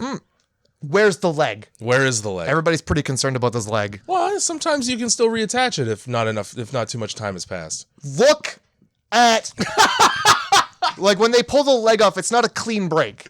It's like And that's gooey. it's like when you pull apart like a chicken thigh or Yeah. or whatever. You get that one piece of bone and it's just shreds. Yeah. To shreds. Yeah, that's a lot of stitches. I don't know if it's worth it to try and reattach that. Oh, I mean, you're gonna get some nerve damage. yeah. Well, man, The leg at that point is for cosmetic. It's like fake tits. for sure her kneecap ain't working. That's this is what we Like, this it is what doesn't we know. fucking matter because she doesn't apparently need to have one. Yeah, so good. Yeah. Oh yeah, this is where they cut the dude's arm off. Yeah. And like well, the most racist thing happens. is it the fact that there's one Chinese doctor in the fucking hospital and they subtitle him and only him in the whole movie? It is. It is that. He has 2 lines and they subtitle both lines. And then that like you don't see a single subtitle in the rest of the movie. Before or after that? Nope. And it's because his fucking accent is thick. But let me tell you, without reading the subtitles, I sure as shit could understand him. Oh, yeah. Real easily. Oh, yeah. He wasn't hard to understand at all. No. But there it is. Yeah. Subtitle. And then he's like, hey, you want to be in here? We're going to cut your friend's arm off. And he's like, I'll pass. You do it. Good friend. Yeah, man. Great friend. Great friend, Joe. I fucking Chinese guy goes, all right, suit yourself. You just hear Bonesaw right away. Like, he was asking in the hopes that Josh Brolin would say no. Oh, I'm going to do all kinds of weird shit in here to this stump. I'm going to start with the arm. Oh, fucking Bonesaws, man. Why do they got to be in films? That's a great question. So we learned that the, I don't know, cop, sheriff, deputy, lot of different style cops in this film, all with different hats and outfits on. So I don't know who's who. But there's only two that are important. It's the sheriff and Tom Savini. Well, funniest character, Tom Savini, by the way. Funniest character in this movie. Oh, yeah. Hilarious guy. I call him Mustache. Yeah, that's fine, because he's got a fucking soup strainer. Of course call him Mustache. So whoever cop this is that he's dealing with right now, this Wray. Is the sheriff. Yeah, well, it's very clear that the sheriff has done so much for this guy. Like, he's really stuck his neck out there. He's really, really pushing on his buttons here. Do me a favor. Name one time that's explained in this movie where that happened. Never. Not once. So we're just going by the word of the sheriff here. There's a lot of dialogue in this movie where you don't need to listen to it because it explains background information that you don't need. Yeah, that's meaningless to the movie itself. Yeah, I mean, a large portion of this film is cut right out of the film. So any background story really doesn't matter. We're here to see the blood and guts. That's right. And we're here to see Josh Brolin. Great example. Let's take Wray back to the precinct because he is rightfully now the prime suspect in this violent assault on a woman. Yeah, he's looking around and everybody around him is disgusting. Everybody is icky with boils. So many people are sick just standing in hallways. Not in bed. Not behind a curtain where they should be, just in the halls, coughing up sickness and exploding procedurally. Yep, having boils that pulsate. They fucking, they undulate. Yeah, they do. So he looks around and notices that everybody's disgusted. He's like, I'd like to go somewhere else. He's like, yeah, I had that same idea. You're under arrest. Cuffs. All right. Cuffed and scuffed. You know, as a public servant, which is what small town police should be. Investigate the pandemic that's happening right now. Yeah, maybe realize that this is not the time. Make a call to the CDC. You got more pressing matters on your hands. Yeah. And on your face, and everywhere in the air as well. It's not like the leg's gonna be useful at this point. No, I would know. Best case scenario, that leg is sitting in a ditch at the side of the road. Do you really want it back? They're fucking zombie men. You're telling me the second they didn't get over the hill, they didn't just fucking go to town on it? They probably left it with just like a wolf eating like a fucking vulture with carrion. Look, if there's something we can all agree on is that leg was turned to shit. Do zombies defecate? I doubt it. Somebody's shitting that leg out somewhere. Yeah. But yeah, so he's like, yeah, what if I can find that leg? Oh, all of a sudden you know where the leg is. That leg never comes. Yeah. That leg is gone. We never hear this leg again. Also, why incriminate yourself like that? Yeah. Would it help if I went and got the leg because I know where it's at? Oh, did you have a hand in removing it? Now, wait a minute. This is not the same leg. Where did you get this leg? I'm aware that you're so good with guns that I'm not going to give you one. I didn't also know that you were a surgeon. So this is probably one of my favorite scenes. Is where TJ's on the phone Yeah. with somebody, and he's like, you know, it's arrogant to put this sign up that says best barbecue in Texas, but who's gonna come argue? Clearly, this guy's never heard of Guy Fieri. First, never heard of Guy Fieri, or what's the other guy, Adam Richmond? Yeah, cue Doom music as like the door opens and Flame T-shirt enters. Yeah. Also, I wanted to point out hot dog phone. Oh, love the hot dog phone. Can't For get enough. Sure. I would have that right now. I would suck having a fucking corded phone if it was shaped like a hot dog. If I'm in a restaurant and honestly, if the phone isn't shaped like food, you're not getting a tip. I'm sorry. Yeah, you're missing an integral part of your decor there. So he's got this big contest coming up. I don't know who he's talking. He's just saying things to the phone. Yeah. Just a guy, he's just like, somebody on the other line. It doesn't matter. It big doesn't matter. contests. He's trying to get on the Food Channel to put this place back on the map. Yeah, the Food Channel, like they're driving on the highway to this location in Texas, and they go, that's it? All right, turn around. That's it. We're leaving. We're not displaying this fucking horrible diner under the turnpike on the Food Network. All right. Yeah, we're gonna put this on right before Cake Wars. So yeah, Guy Fieri's like, bring it out to me. I'm not going in there. Yeah, bring it out to me on the highway. I'll pull over to the shoulder. Yeah, it's fucking, they just look out. Yep, there it is. All right, well, this episode's fucked. Episode's Exactly, fucked. dude. Tell Guy to turn around. Tell him to turn around. We're not doing this. That's fun. We're just gonna stop at a Wendy's because God knows he's hungry. The man could put away square burgers. What can we say? So yeah, while he's just talking on his phone, he like looks out. There's just a dude at the pumps. A dude and a woman standing and At staring. first, it's a dude, and then when he I don't know what possesses this man. Yeah. To bring his food outside. Yeah. Always just bringing it outside at night. I'll tell you why. Because nobody wants to go inside. Obviously these people are just standing at the pumps. He goes out there's two people. I'll take my food out here, please. And so he brings out like a plate of steaks. He's like, hey, y'all want some barbecue out by the gas pumps? I'd only put my cigarette out in this. JT with the one-liners all the time, too. Oh, he's hilarious. What does he say? He says, because are you just going to stand there and stare, or are you going to eat? To zombies, he says this. Well, yeah, he doesn't get a good look at him. If he would have had a good look, he would have seen they were rotting.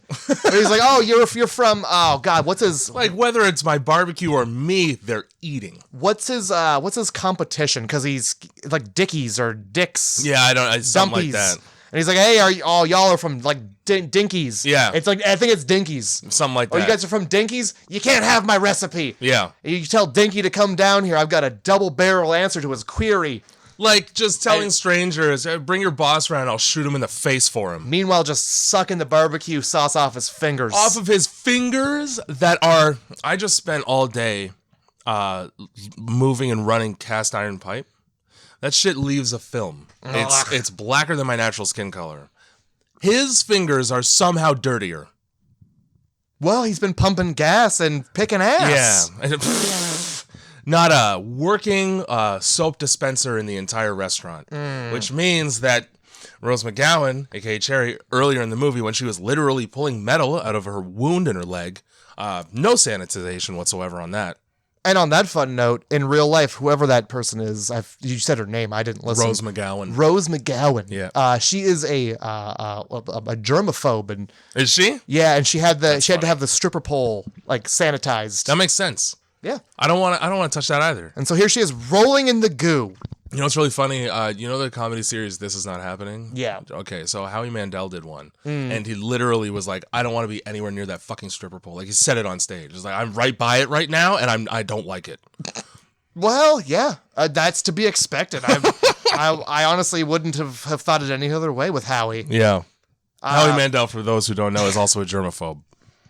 He also puts his head in a rubber glove. That was his whole thing. That was his thing? Yeah. Okay. He blew it up with his nose. Right, all right. And I then, watched him do stand-up at the fair near here once. That's funny. And the one bit that I remember is he does a really good, like, meatwad voice. Like that high-pitched. That's Bobby's World. Yeah. So I did not know that was him. That's very interesting. So the joke that he would tell is that when he was younger, he would put that voice on and then walk into hospitals. And he's like, I was at a birthday party with helium balloons a week ago, and I'm becoming concerned. Well, yeah, that's... my mom ruined one of his TV shows one time. Ruined it? We were in New York City. Oh, shit. And we were just like walking around, and because he's like, his thing is like he dresses up and tricks people. Right. So you don't know it's him because he's bald. He puts a wig on. Does your fucking mom just go, Howie Mandel, right there? Yeah, well, like Amazing. while they were filming, and, That's so and, like he was good. in the middle of tricking people. And I they had to love it. stop everything, and Just start over from scratch, I guess. the people had signed paperwork, and I was like, "That's you guys can't be on TV now." 'Cause That's amazing. You fucking ruined it. I love it. My uncle walked through a fucking film set in Toronto once too, and they had to reshoot. Good. Yeah, man. Your uncle's old. Well, he's dead. He's old. That's what happens. Yeah. I guess when you die, you don't stop getting old. You just get old faster. That's right. All right. We're back to the hospital. We got are. Andy Samberg being like 3 fresh ones. Yeah, carting them in. Way too excited for like. yeah. And you know that he knows that they're dead. Oh yeah, it's you know what's hilarious? Josh Brolin, Thanos, takes one look at him and goes, DOAs. Yep. Fucking Wednesdays. And then he walks directly into a hung IV bag at eye level, as if that wouldn't be clearly visible. I didn't catch that. He walks face first into some poor patient's IV bag. So I'm pretty sure, I don't know about America, but every time somebody dies, a doctor gets paid like $1,000 to be like, yeah, they're dead. Yeah, declaring time of death is money. 1, 2, 3. Yep, they're all dead. $3,000. Money, Cool. please. Money, Yep, please. Let's take that. Maybe move out of the trailer park. I want to point out that Josh Brolin, while he's playing doctor, has had a thermometer in his mouth the entire time. Mm-hmm. Now, the EMT mentioned something about it not being very sanitary, but it's a one-off line that just gets glossed over. I want to point out how unsanitary this is. This man just inspected a zombie bite with his bare hands, took the thermometer out of his mouth, and put it back in there. Well, what he says is it's not unsanitary if I'm the only one using it. But you're touching disease with your hands. No gloves. Raw dog. None. Yep. Raw dog. And then raw dog the thermometer. Not a bottle of sanitizer in sight. And then raw dog the thermometer right back into your mouth. Like you didn't just have blood all over it. Just computer screens with horrible dicks on them. That really makes me want to put something in my mouth and chew on it. Let's go to this hospital where they show you horrible dicks while you're trying to get sewn up. This is what it's going to look like in about an hour. Oh my God. Fuck. So we uncover one of the DOAs. It's fucking Fergie. I made a point of saying that her job in this movie is to be dumb because the joke is she's brainless because her brain's out now. Oh, yeah. It looks like a no-brainer. And that makes Josh Brolin bite down so hard that he breaks the glass thermometer in his mouth and then disrespectfully drools it out over a dead body. Ugh. Yeah, so he makes the comment being like, so he's like, not only is he checking his thermometer, he's also like looking at his pulses. Yeah. So he's like, he's measuring his calmness, Right. and the EMT says, well, what if it breaks? Well, then I know I'm not calm. Which, Next, 2 seconds later. yeah, I will say, airtight logic. Rock Works for me. solid logic on that. Don't have to be a doctor to know that. No, you don't. So yeah, it's Cherry wakes up with her stump. Is what happens. Another really good transition there from first set eyes on this gal Cherry transition, and then it's right to her eyes waking up. I think there's also like the police station. They bring the guy in as well. Yeah, they bring the guy in. That's just like a scene that happens. We learn that the sheriff and JT are brothers, and the sheriff controls JT's rent because he's on the diner. So yeah, I at first I didn't catch they were brothers at first. I was like, oh, it's his landlord, small town. Both, and which then bad. Brother. You don't want that. Yeah, no. Which makes him a shit brother because he's like, if you don't give me your barbecue recipe, I'm raising your rent more. It's like literally costing my fucking blood relatives money out of spite because I want to make good chicken. Dick. That's fucking cutthroat in Texas when it comes to meat being covered in sauces. Yeah, dude, that's the most important thing in Texas aside from cowboy hats that are way too big. So yeah, that's just a fucking scene, and now you have information that doesn't mean anything to you. During that scene, also we get like the fucking whatever recently retired previous sheriff. That's like, Ray goes, "How's the wife?" And he goes, "Well, she's dying real good at cancer. She has a lot of chemotherapy, and she's just dying. I gotta get home to her in case she died. Yeah. Have a good night." Yeah, and that happens. Goes, Ray, do you smoke? And Ray's like, no. And then fucking guy doesn't even turn his back all the way before Ray lights up a cigarette in the police station. Fuck. So I'm just gonna lie to this old man's face. You could have gave him. He's got the worst life. You just to not give him a cigarette. The man needs one. I gotta go feed my fucking comatose wife yam soup slowly. And complain about her flatulence. Again with the soup. Dude, with the fucking soup. Oh, God. So, yeah, Cherry then wakes up with her fucking stump. Yeah, and she's bombed. Yeah. Oh, yeah, she is. If I wake up with no leg and I went to sleep with one, you could just blow my brains out. That's cool. Good to know. Good to know. Just let me die under anesthesia instead of sewing that leg up. I would rather not live without them. I really like that they gave her there's just like a metal peg sticking out of it, so that she could interchange her legs like a fucking gun. Like a gun barrel, just popping one off, put one on. Like the stock. Yeah. Oh, yeah,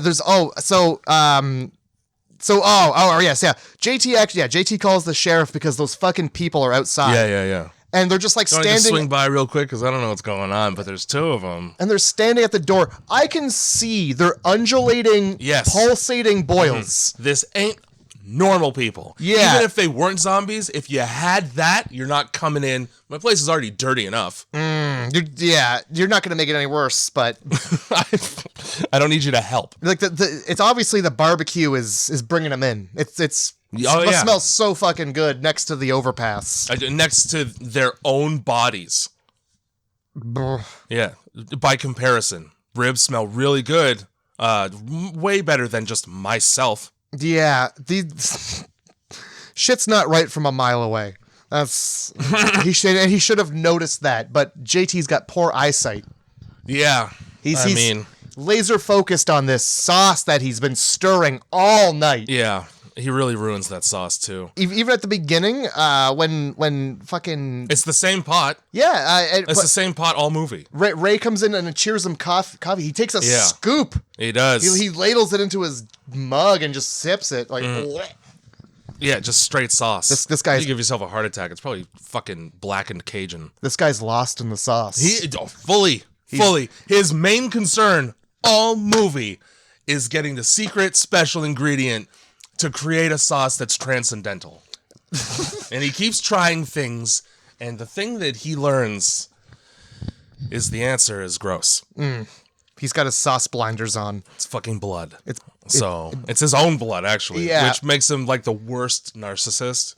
Yeah, it can't be. He's any literally other blood. putting his blood, sweat, and tears into his sauce. At the hospital, Josh Brolin gets a hold of this fucking woman's phone because he recognizes her.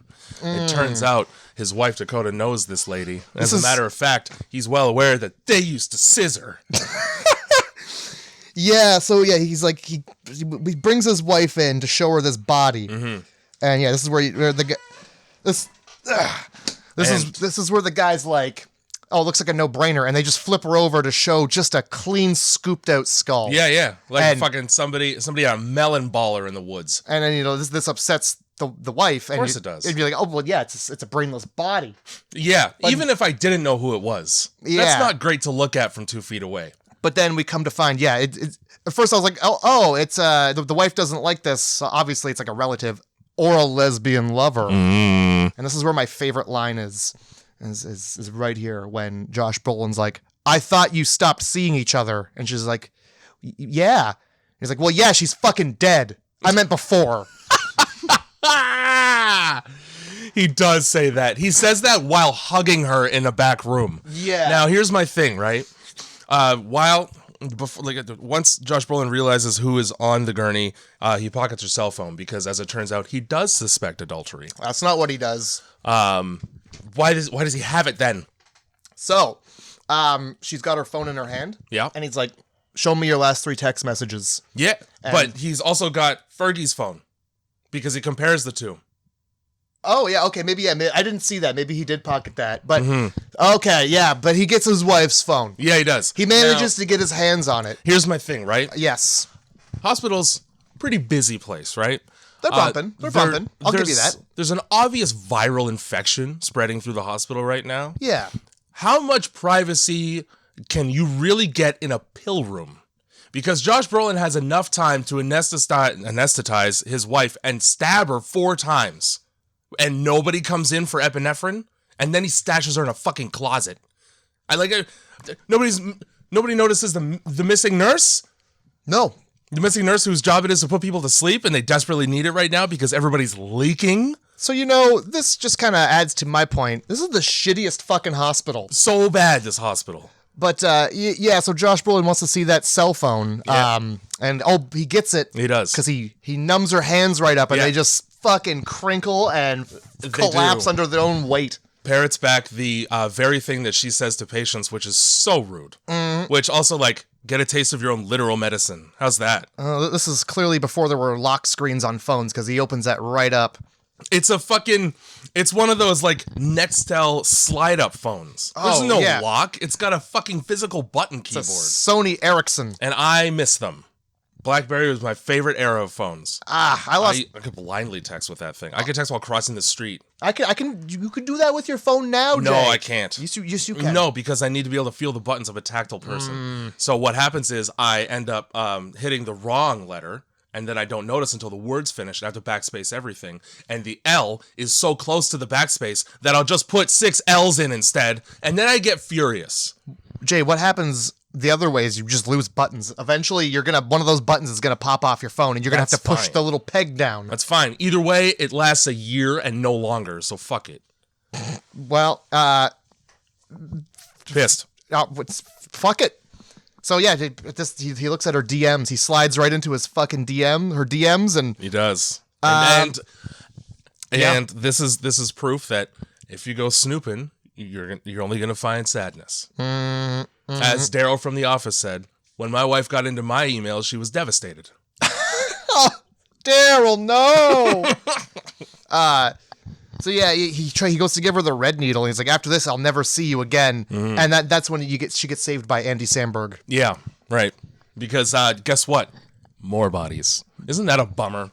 The one thing he wanted was no dead bodies for Daddy, and he just gets all of them. Well, actually, what he kind of gets his wish, because he's like, "Yeah, hey, come take a look." Yeah. And what he has to show him is that the bodies are gone. Yeah. And where did they go? Well, listen, look. If I'm walking in a hallway, right, and I feel my feet getting wet, I'm gonna look down. Yep. So, I don't know if you remember exactly. So they open the thing. He's like, "Oh, where are the bodies?" It's not like they just got up and walked away. And then Andy Samberg's like, "Hey, look down." Yeah. There's a river of blood. There is a river. There is. Did you not slip in that shit walking up to the? God damn it! Blood is slippery. It is. Somebody is dead at the end of that river. That's how much blood there is. I will also say, if I exit a door into a hallway and the only colorful thing in the hallway is dark red, I know it's blood. Because it's a hospital. It's fucking white walls, and that's an eye-catching color. Yeah. Blood red? Being in a hospital on the floor in a mess? Just any blood in a hospital. It's alarming. It's to be expected, but it's also alarming when it's outside of bags and bodies. Look, for sure. It needs to be in a bag, a body, or a cup. Yes. It's got to be contained. Yeah. But you're never walking into a hospital and seeing shitloads of red paint and ketchup. It's always blood. That's true. And also, if I see that much blood on the floor of a hospital, guess what? End of my hospital visit. I'll go to another hospital where they take better care of that. Yeah, maybe go to a hospital where a doctor isn't locking his wife in a closet. Yeah. So back to the police station. We got Mustache. Yeah. Tom Savini rolling up. In a panic. Finger bitten off by a perpetrator and that he was simply trying to arrest. Bit off. Yes, it's gone. As is his wedding ring, which is his main concern. It is. Now, I'm going to say this. The scene when they leave the precinct, I don't remember if anything important happens during that conversation aside from the fact that they go outside. So what I wrote down immediately after that was Tom Savini reaching for the ring that I don't know if it's like a deputy or what, finds beside the police car when he goes to check on the person in the back and found out they escaped by breaking the window. That is the longest shot in this entire movie. It's like Lord of the Rings long. Tom Savini reaches for that fucking ring for 3 hours, and this movie is 3 hours and 10 minutes long. Yeah, Tom Savini is looking at that ring like Frodo. Yeah. And he's the like, first the time ring he's of power. curious about what if I put it on my finger. Yeah, and I love how long it took. Holy fuck. Because you know something's going to happen. And something happens. It sure does. Just ripped right off. It gets just a fucking arm ripped off. It takes the police far too long Yeah. to realize that this guy's not in the back of the car. And that is 100% true. And that he's broken out of the window. Like, if you look at a vehicle, the first thing you notice is the broken windows. Yeah. They're at eye level. They are, and it's also a very striking change to your police vehicle. Very striking. Don't know how this zombie snuck up on anybody when there's 3 police outside using their eyes to look. They at some point the sheriff, the top cop goes, "Oh yeah," says, "This was this your leg snatcher?" And he's like, "I don't know, I didn't get a good look at him." And then they just points like, "Is that him? You mean the dude standing menacingly on the other side of the light with his chipmunk cheeks undulating with pus?" Yeah, I think that's the guy. At that point, even if it wasn't, I would just be like, probably. What's he doing here? Let's shoot him. Yeah, let's. Nobody's face should be doing that. That's a skinwalker, and I want to put him in a museum. Fucking dead or alive, I don't. Yeah. Just shoot him. Just bullets. Just use those. You have plenty. You're a police. Most explosive gore award goes to the scene here with the shootout between the cops and zombies, because those zombies just blow right up. Oh yeah, they pop like balloons. They do, and it's fantastic. Tom Savini grabs a gun, and then he begins to punch it into zombies. Oh yeah, so hard that it fires. Yeah, he gets this ring and he puts it on. He's like, his middle finger, I think, right? Yeah, he does. Because fuck you, zombies. And then he just. I loved the punching, but then he does like the uppercut. Yeah, he does, and he gets him. I think that's like under the chin too, right? So good. And then another cop car just shows up with like a clown car full of cops. They all roll out and just start shooting. And then all of a sudden, there's a bagillion zombies. Yeah, and this is when I get.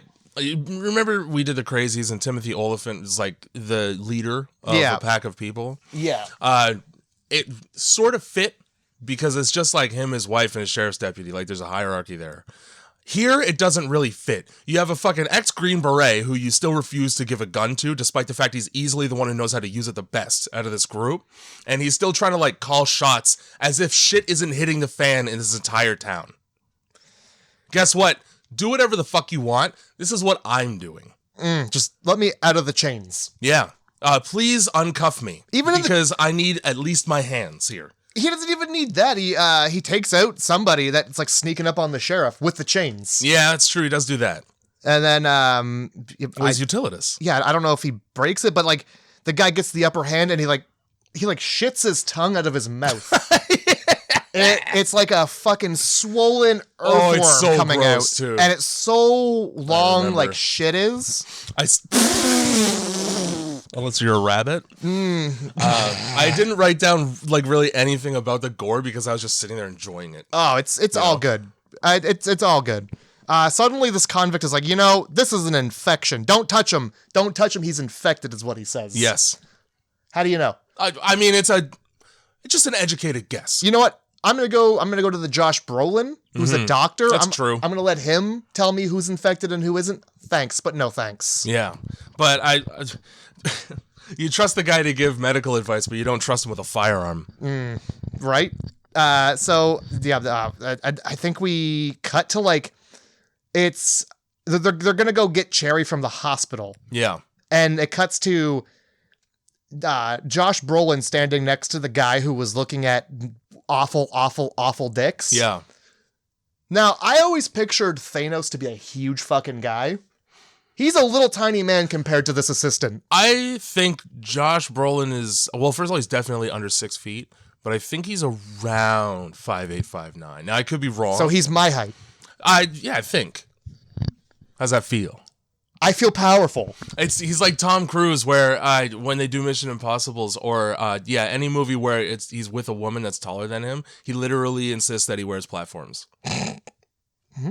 As long as they don't show him from like he's like 5'5" too. He's so tiny. As long as they don't show his feet, it's fine. That's true. But it's hilarious if you do see it. Oh fuck yeah! Oh man. So yeah, it's either that dude's a goth huge or e-girl just all the time. He would be the worst because he'd always be talking about Scientology. Yeah. That's an OnlyFans that I don't. Oh, let's check your thetan levels. I'm going to grip my e-meter with your hand. I'm going to put this dollar bill in my butthole. Why? I don't know. Is that a thing that people do on OnlyFans? I don't know. Oh dear God. I don't know anything about Scientology other than money. So I figured putting it up your bum is very OnlyFans. That's how they remain youthful. There's two things I don't know about. It's OnlyFans and Scientology. So medicine.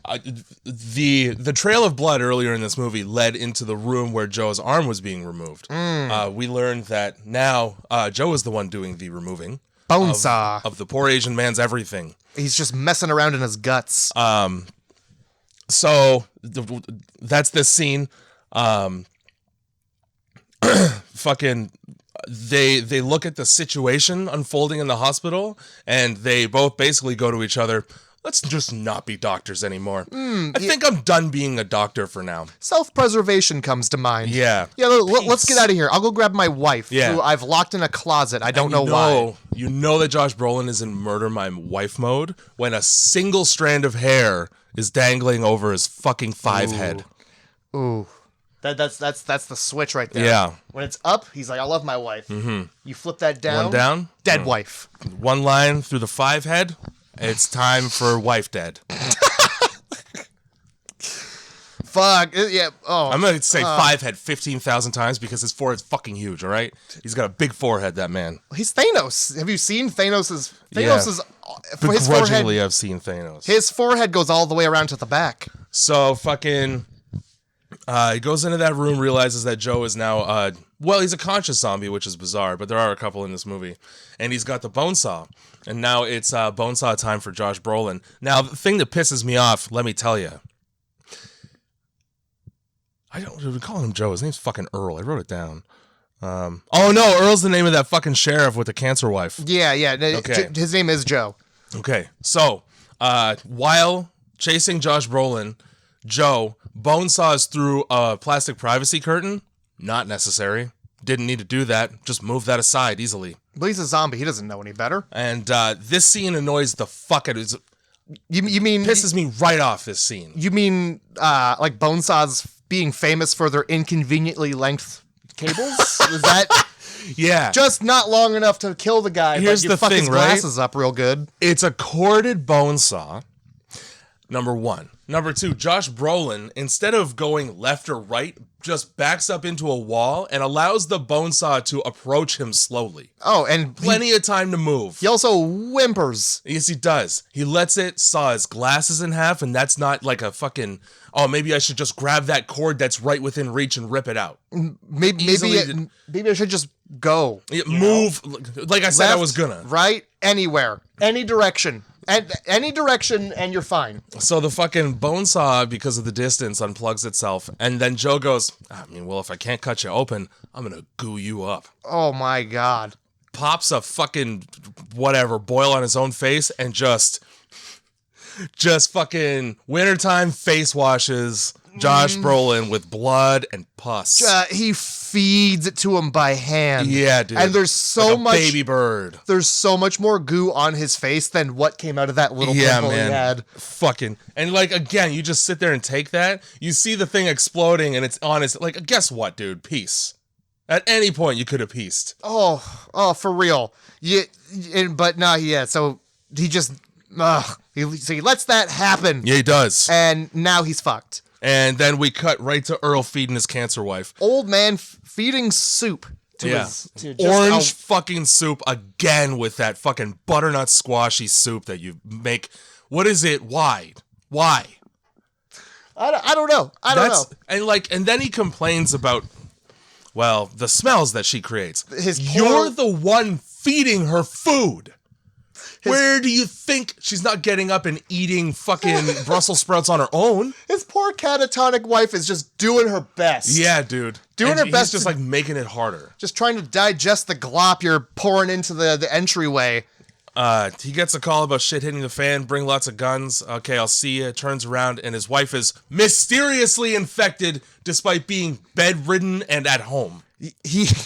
He stops lifeguarding his wife by the soup bowl for 1 second. Yeah. And all of a sudden... Zombie. Which, so I don't understand. Windows aren't open. They were talking about the gases. Okay, once they get into the air, they infect everybody. But, like, you're in a house. Well, that's just the way it is, Jay. Doesn't make sense. Didn't make sense. This is my favorite... I know, like, not my favorite line, but, like... This right here made me laugh so hard. Okay. Is the transition between scenes. Because it goes from zombie old lady screaming at this guy's face to a body being ejected out of the window. And you're just like, I hope that's the old lady. Did he throw the old lady? I totally also thought it was the old lady. No, it turns out it's Dakota escaping from the closet by jumping out of a third-story window onto trash bags full of needles because it's a hospital. And somehow that breaks her fall perfectly. She's fine. So I've heard that when you're in a car accident, if you go limp, you don't get injured. Maybe that's why.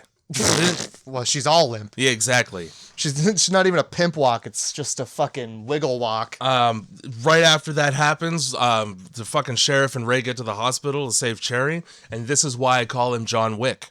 He sees the situation and he begins doing fucking wall flips, and he's just got a knife and he's out here slicing, avoiding blood spray like it's fucking nobody's business. He puts on 2 rubber gloves. He's fine. He's doing fucking like sick flips and like cool fucking John Wick tricks out of nowhere. This guy worked for a fucking towing company yesterday. Yeah. And all of a sudden, he's a rogue action hero. Yeah. He's got 2 scalpels, and he's just, like, cutting throats. He's stabbing everybody, and they're dying instantly. It's beautiful. Yeah, right away they die. Like, none no of these problem zombies, whatsoever with that. No zombies continue to zombie. They just die. Yeah. It's so good. He's so good at that. Yeah. It turns out he knows how to stick the knife into any area of the body and just hit the brain immediately, perfectly. In the scene where she jumps out of the window, she gets into the car because she like jams her rubber hand into the door handle and she like pulls the car door open and like you hear a bone crack. Right. And then you get the sheriff and Tom Savini. Tom Savini having difficulty just trying to distinguish people from zombies. He shoots just an old man with an IV. Fuck yeah, he does. Zombies don't need fluids. That's a telltale sign. He's just looking around and he just shoots the whatever's closest to me and moving. Yeah. Oh my god! And it's just an old man. He's like, help, and he dies. The joke of the movie is that Tom Savini's character is like a bumbling idiot cop. Well, his last name, whatever his last name is Portuguese for fool. Nice. Didn't know that. All right. That's what you get for looking at the trivia page. Right on. Trivia wizard. Also, yeah, what part of Dakota's body broke when she tripped on her own heels and got her hand lodged in the door? What a good time, by the way, to have a door with a push-button handle. Oh, geez, you picked the wrong one. You know how easy it would be to get in my car with hands that don't work? I just have to go, boop, open. Well, I don't think those existed. I'm sure they must have. Well, fucking Oldsmobiles, dude. But she's got this old badass muscle car that she slams into everything on the way out. I don't care if you've got rubber arms. You be safe. It's like she was putting effort into hitting things with the car. You be safe and responsible. You have to go back and leave a note. She's fucking driving with her wrists. Oh, how could she write? Horrible with her mouth. Yeah, with her. Sorry, I've got rubber arms. Had to get away from Shouldn't be evil. driving. This is my fault. You saw the zombies. Here's my number. You'll never be able to read it. Ray. So Ray gets to fucking Cherry's room. You get this tense scene where you're not sure if she's alive or dead underneath the sheet on the fucking hospital bed. Turns out she's just hiding from the chaos that she could probably hear outside. Ray's response to her being devastated. She's so upset about her future career as a stand-up comedian. Having lost... some of the funniest jokes are about cripples. Well, that makes it better. A much better line during this scene is his initial response to somebody being disfigured permanently that he cares about still because he wants to marry her. Stop crying over spilt milk. Stop. Like, fucking, my key fob didn't break. My leg's gone. Stop crying over blasted shins. I'll tell you right now, if this is spilt milk, it's an overturned milk truck on the interstate. This is the country's supply of milk. Yeah. Poisoned. This is a burning dairy farm. This is slaughtered cows hung from my barn. Yeah, congealing in a dug like a pile, like a mass grave. So, which is a thing that dairy farms have, and they just throw cows into them shits. I don't like it. I'm glad I don't work on a dairy farm. Sometimes we do work for a dairy farm. My boss has a really good story about one time he showed up there to put in some kind of fucking pressure washer or something, and like 20 feet away from him was a hole with cows in it. Just turning into one Borg of cows slowly. Now, Jay. Yeah. Where would you like them to put dead animals? Where would you like it? At least cover it up. Is every animal just supposed to have a grave and a headstone? Throw some hay over top. Here's Betsy. Here's Betsy 2. Here's Betsy 3. I milked them to death. It's the worst volcano I've ever seen. It's not a swimming pool. You're not gonna want to be around when this one goes off. Hilarious position for your cat to scratch your face in. Just upside down, legs agape. Now, Ray's remedy for this situation is to break a leg off of a wooden chair and non-consensually shove it onto her poor stump. Oh, he jams it right into that stump. And goes, better? No! I'm going to get splinters in my fresh stump hole. Oh, she's like, I have no leg. And he's like, now you do. Yeah, let's get out of here. So yeah, they go to get into the truck, and he just starts driving off before she even gets the door open. Like, and she's got to like clop along with her. She's new like, stump. wait for me, and like this, you could have. Give her a minute. Yeah. Give her a minute. She's got a fucking peg. Usually with prosthetic limbs, it's like months of physio before you get over even the phantom pain, let alone actually maneuvering on it. He's really fucking putting her through like the trial by fire with this peg leg. Yeah, you're gonna learn to swim, or you're gonna learn to walk the same way dogs learn to swim, and you just throw them in there over the boat. And if they come up, it's great. Yeah. If they you don't still have a dog. If they don't, sad. Dog funeral. Dog funeral at sea. It's a bad way to teach a dog to swim. It's a bad way Start to teach with a bathtub. anybody. So this is where the mom shows up, and just there's twins. Yeah. Mouthpiece Tony gets left with just questionable guardians who spend less time babysitting a child than they do talking to their respective boyfriends on the phone about how they keep mixing them up. Oh, and my name's spelled with an L and hers isn't. As a matter of fact, I don't give a what. I don't care what the fuck you call me. Now, how low is your bar as a person? Bar? Dude, the dude you're tapping can't even get your name right. Oh, okay. Keeps calling you by your sister's fucking name. I thought you were asking how low my bar was. I was like, it's not that low. It's not that low. Okay, at least know how to pronounce my name. Well, yeah. That's all I'm saying. Yeah, I mean, that should be... You got a 50-50 shot, and you're wrong often enough for me to be upset about it. I would hope that there was an opportunity for her to be like, say, what's my name before you come in there, you know? Yeah. You should know the password, and it's at least my name. At least. Birthday, you can learn, Unless you're giving me the money up front, know my name.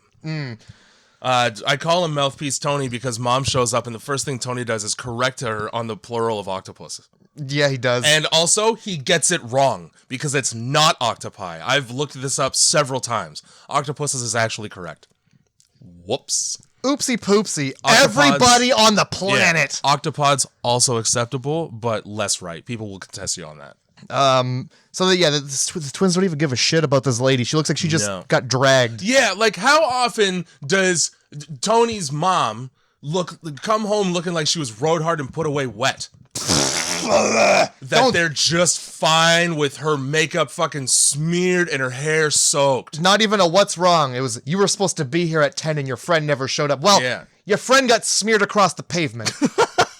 That is what happened. I took a minute to look inside my friend's head, and I didn't see much. Also, like, Tony makes no mention of the fact that his mom's hands don't function right now. She can't even get the fucking door open barely. Yep. Hey, Mom, why are you so fucked up? What happened? Not again, Mom. Where's Dad? Oh, so many questions that a 7-year-old child would ask that all he cares about is getting the 3 most important pets that he owns into the car and his pocket bike, which comes in so importantly handy later. In the best fucking way. Love that pocket bike. Oh, I shit. forgot all about the pocket bike. And then Dude. I'm happy the pocket bike was there. So he's got a fucking scorpion, a turtle, and then what was the other horrible animal that he keeps? I didn't get a good look. Probably a tarantula. It is. That's exactly what it is. Some kind of spider. A fucking hairy spider. He's got the Put same... them all in the same tank. They'll cohabitate. Like a fucking drug dealer. As if one's not going to eat the other immediately. Well, I mean, it didn't happen. The scorpion got right up on that turtle and was like, we are one. Fucking shocker. This is like the turtle's the tank and the scorpion's the guy running the gun. Fuck's sake. Now, we pick up Tony from the house, and we're like, we need to get the fuck out of here. All right? Not quite. Almost. We're going to just first. JT's first. Well, yeah, no, I mean, like, yeah, we get them in the, First we get them in anyway. the twins. Yeah. They make the twins. They feel so disrespected they have that a they problem need to make with, it known. Yeah. Yeah. So yeah, they're just hard ass, like, street. They're cholas. Yeah, they bust That's that what they car are. up. They get up on the car with, like, Y'all just have baseball bats on deck. That's what a chola has. yeah, and if you don't, like, they manage to find something that can be used in a bat fashion. Fucking bust the windshield right up. The one bust makes- the fucking back window right up. What makes the mistake of getting up on the car, and as she peels out, Dude! oh, she lands on her chin on the pavement. I don't know if that was a stunt double or what, but kudos to that person Oh. for taking a hit from 6 feet to the face and then standing up and running after the car for real. Not a pad in sight. Nope. Beautiful. And I made a point of looking because I was like, that's a slam. I went back and I laughed. Yeah, dude. I laughed hard That shit was at fucking that. funny. Just fucking JT's place. This is where he fucking finds the secret ingredient to his sauce, and it's because blood from his head is on his own finger. Also, what a horrible prank to play. Was it a prank? I thought he just passed out. He goes, I with a- fell asleep, but here's the thing, right? Like, you hear people walking into your place. So the 2 zombies that showed up, he dispatched of them. He got a bunch of zombie blood all over him, as well as he got a decent head injury. So maybe he just got knocked out, but that means that how did you kill the zombies? How did you get a head injury if you killed the zombies? Did you just like faint from the exertion? I imagined he feigned death, and like they were like, "Oh, the guts are on him," so we must have already ate this one. Anyway, fucking JT waits until Sheriff and Wray get right up close to him to just like pop up like, I'm good. And then he's tasting his fucking sauce, and he's like, this sauce is yummy. Yeah, he puts his finger right on the counter and just dollops it right into his mouth. No, I found it. I found the secret recipe. This is the secret ingredient. It makes it perfect. And then I don't remember if it's Wray or if it's the Sheriff. I think it's Wray. Goes, it's because you're bleeding from your head, man. It's your blood. How do you know it's his? There's blood. You're all fucked up. That's why you cracked your skull. That's why it tastes good. Yeah. Everybody's got to get a head injury before they eat my sauce. Yeah, you're having a fever dream. But like, how do you know that's your blood? There's not a whole lot of blood coming from his head, and there's blood everywhere. Honestly, I remember this movie differently. I remember it being like the secret ingredient was like the goo coming out of the zombies. Yeah, that's basically the same goddamn thing. Yeah, like all over the table was what I thought was goo, but I guess it's his fucking saucy gravy. Either way, like. You can't put blood in food, man. No, you can't. You can't put your body into the food. So I called it blood BQ sauce. I like that. If that was on Facebook, I'd click like. I might even repost it. Facebook. Fine. If it was on Twitter, I would super retweet it. Type A1 positive. A1 is a steak sauce. It certainly is. All right, and you can have type A positive blood. All right, that's what. It's a goddamn good joke. All right, it is. It's good. No, you got something there. So cut to Dakota and Tony in the house, or not in the house, in the car, and spectacular parenting in this scene. Oh boy, Parent of the Year award goes to Tony. Things really aren't safe right now, so instead of taking you into the house where I can keep an eye on you, where your grandfather is. and your grandfather is, here's a gun. Yeah. Shoot anything except yourself. And Tony goes, you know what, Mom? Since you left me in this car covered in glass shards in the dead of night, and there's danger enough to give me a firearm about it, oh, I'm going to use it all right. Blow! Head open. That's it. Done. Bye, Tony. It takes her... She's out of the car for 4 steps before he blows his fucking brains out. I counted. It's 13. It's 13 steps? It's 13 steps, and then the fucking car lights up behind her. Boom. All right. This fucking I'm chair. so mad at the chair. You know, Torture yourself with this office chair. You made it worse somehow. That's impressive. You know, in the music video for Black and White by Michael Jackson, it's like Macaulay Culkin, and he's like playing the music. I'm not gonna spend my life being a color. Yeah. So he's playing this music super loud, and the parents like, "Hey, you better turn that down." But this is like, same vibe, dude. Don't shoot myself. Phew, eat this.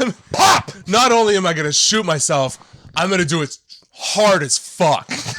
Brains. I'm gonna do it right in the spot where it matters. Yeah. Right in the 10 hole. Damn.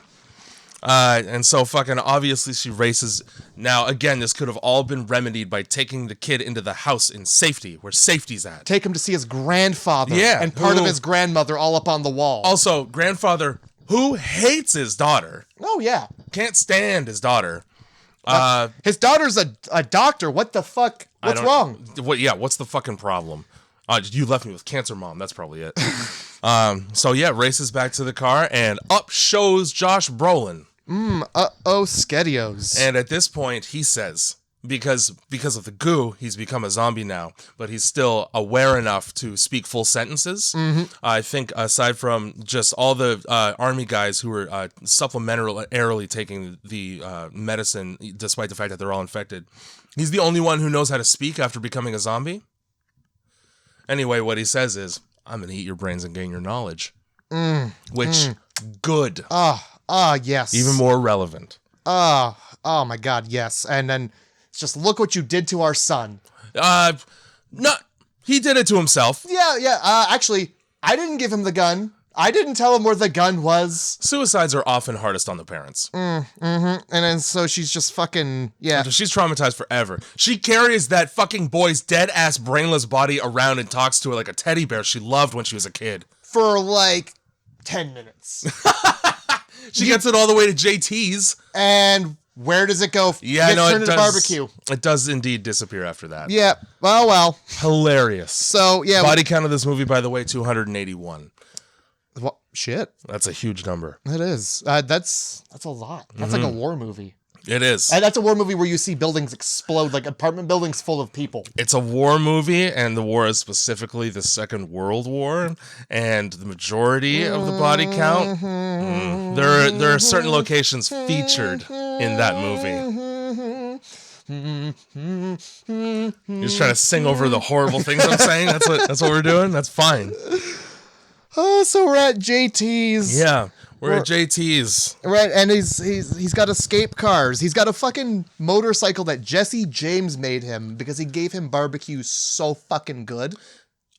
I don't understand any of that sentence. Those words in that order make me upset.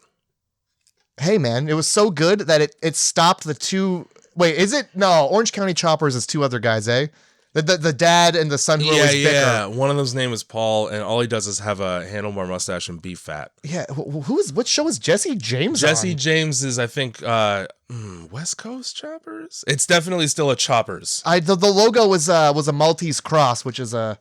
Well, that's a frowned upon symbol. It's a white supremacist dog whistle. I'll just say that. So he's got this motorcycle from this Nazi bike. Yes. And I don't know, it's got like It's Nazi bike. It's got like religious shit all over it. I don't fucking know. And a convertible. And Ray says exactly what was in my head at the time, which is, oh, you picked the most exposed vehicles to drive through seas of zombies in. A convertible and a motorcycle, no protection. Yep. Great. Cherry is in the fucking Okay. Cherry is sitting in JT's bedroom on a waterbed. Oh boy. Here's the thing about JT's bedroom. I could guarantee you that if you ran a black light over that, there'd be more than just sauce in the bed. To be There'd honest, be a bunch of different kinds of sauce. I was really upset there wasn't more pornographic photos on the wall. Yeah, you would have expected He some. seems like a real pervert. For sure. Like ones he's taken himself of people.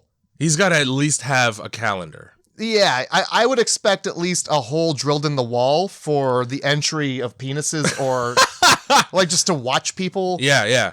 'Cause, like it's bathrooms like adjacent, and he moves a picture frame. Oh. And you Yeah, know it clean just, that dirty leg just wound. smells like barbecue chips in there all day.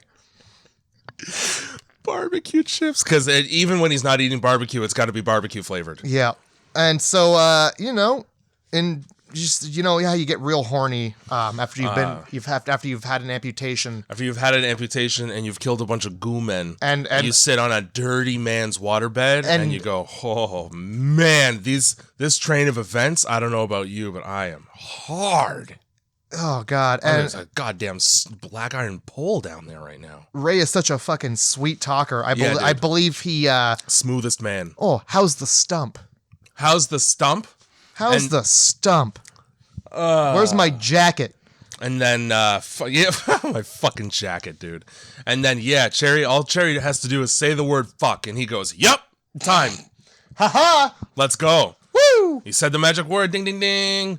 Yeah, let's Balloons fall from the ceiling and confetti, and that's the 1,000th time you've said fuck to me. JT's got one rule, and it's don't fuck in the bed. Let's not tell him what we're doing.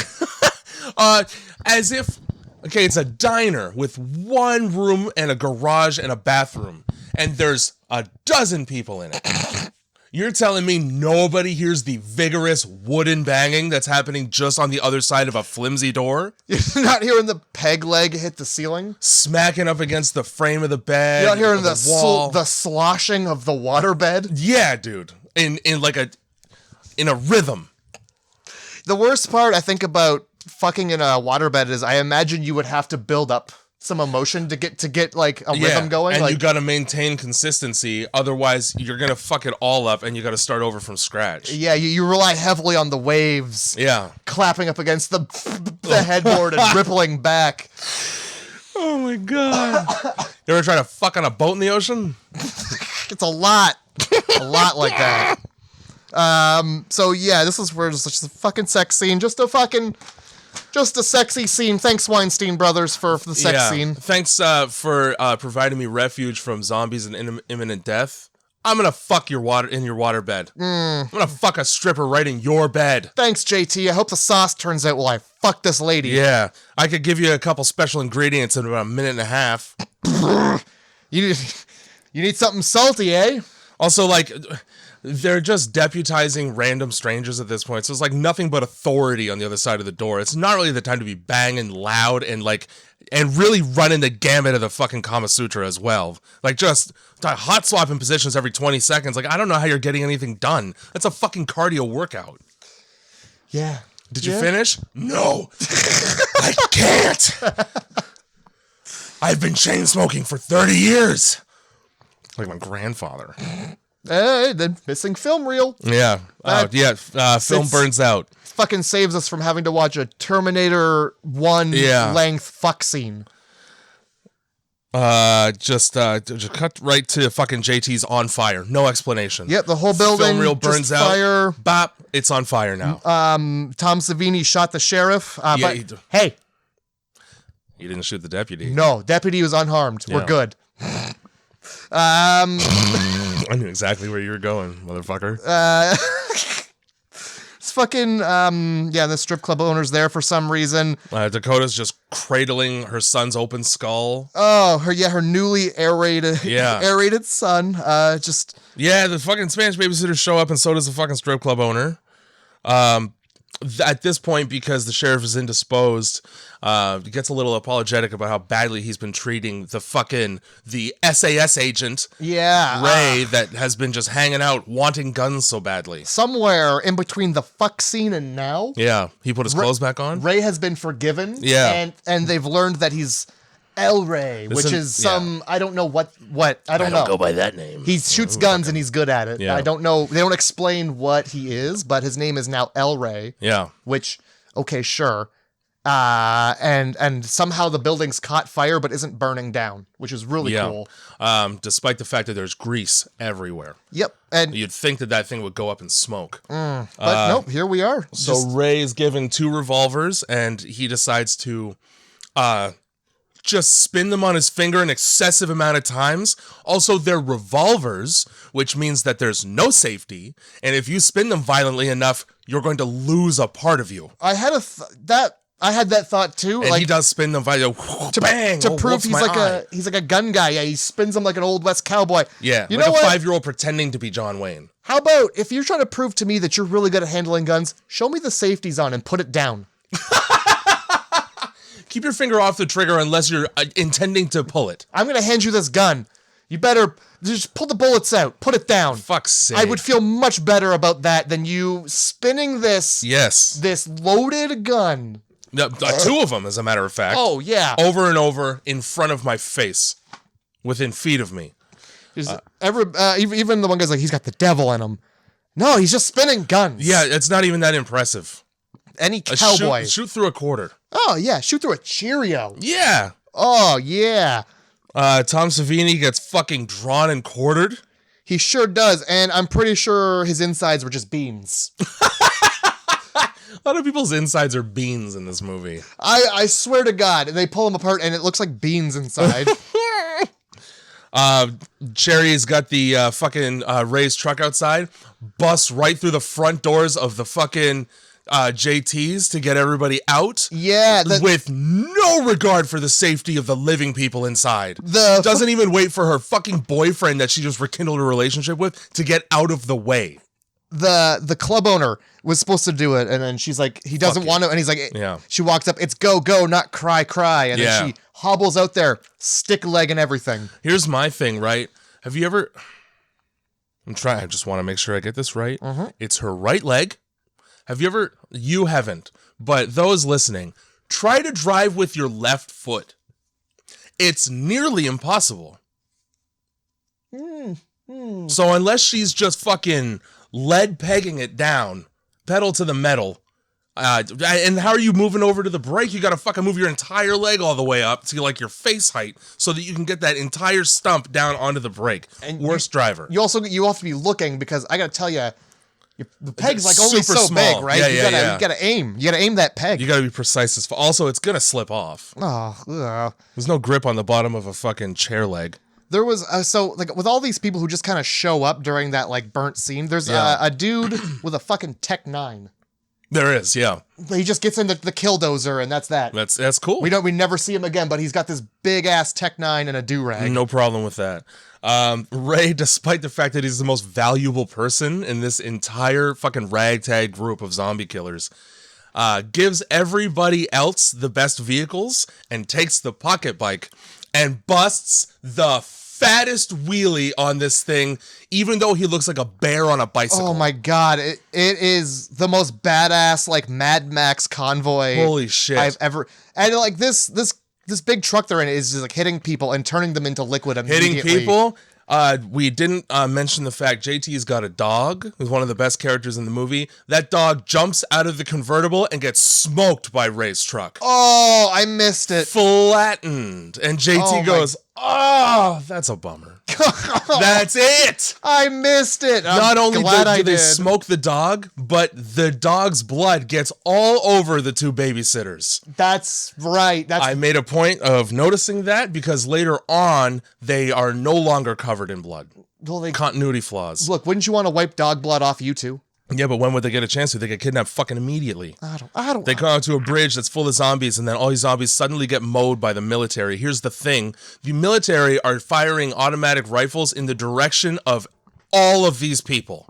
Well, you know. There's one thing between the military and this, and all the survivors, and it's zombies. They get dispatched before the military stops shooting. Where are those bullets going? Bullets, famously, bullets never go through bodies. Oh, no, especially not gooey ones that fall apart like paper I ripped. Yeah, no. I'm not quite. We'll pretend. Okay. Did you? You should have closed your eyes. Did you not close your eyes? Oh man, I forgot to close my eyes for that part. That's the problem. Motherfucker. So yeah, they fucking blast away the mushy mashed potato people. Here's another thing. All right. The truck that does all of the zombie mowing is not at the front of the pack of vehicles. It should be leading the convoy. It's the only one that can scream through zombies and everybody inside is fine. Yeah, it really shouldn't have been the pocket bike. No, it should be the Moses parting the Red Sea. Well, I mean... Also, it's a bummer that you missed the dog getting fucking absolutely trucked because it's obviously a fake dog. Like, it's just a stuffed dog, like a dog stuffed with blood and beans that they just plop down on the road. Like, it doesn't move, it's just standing upright, legs locked. It fucking explodes. What's hilarious about this movie is that you've got Tom Savini in it. Yeah. And then you've got, like, that. I realize he's busy on set, but then... Yeah. Yeah, and then you get, like, the dude's head being split open later. Yeah. And it's just like, plop!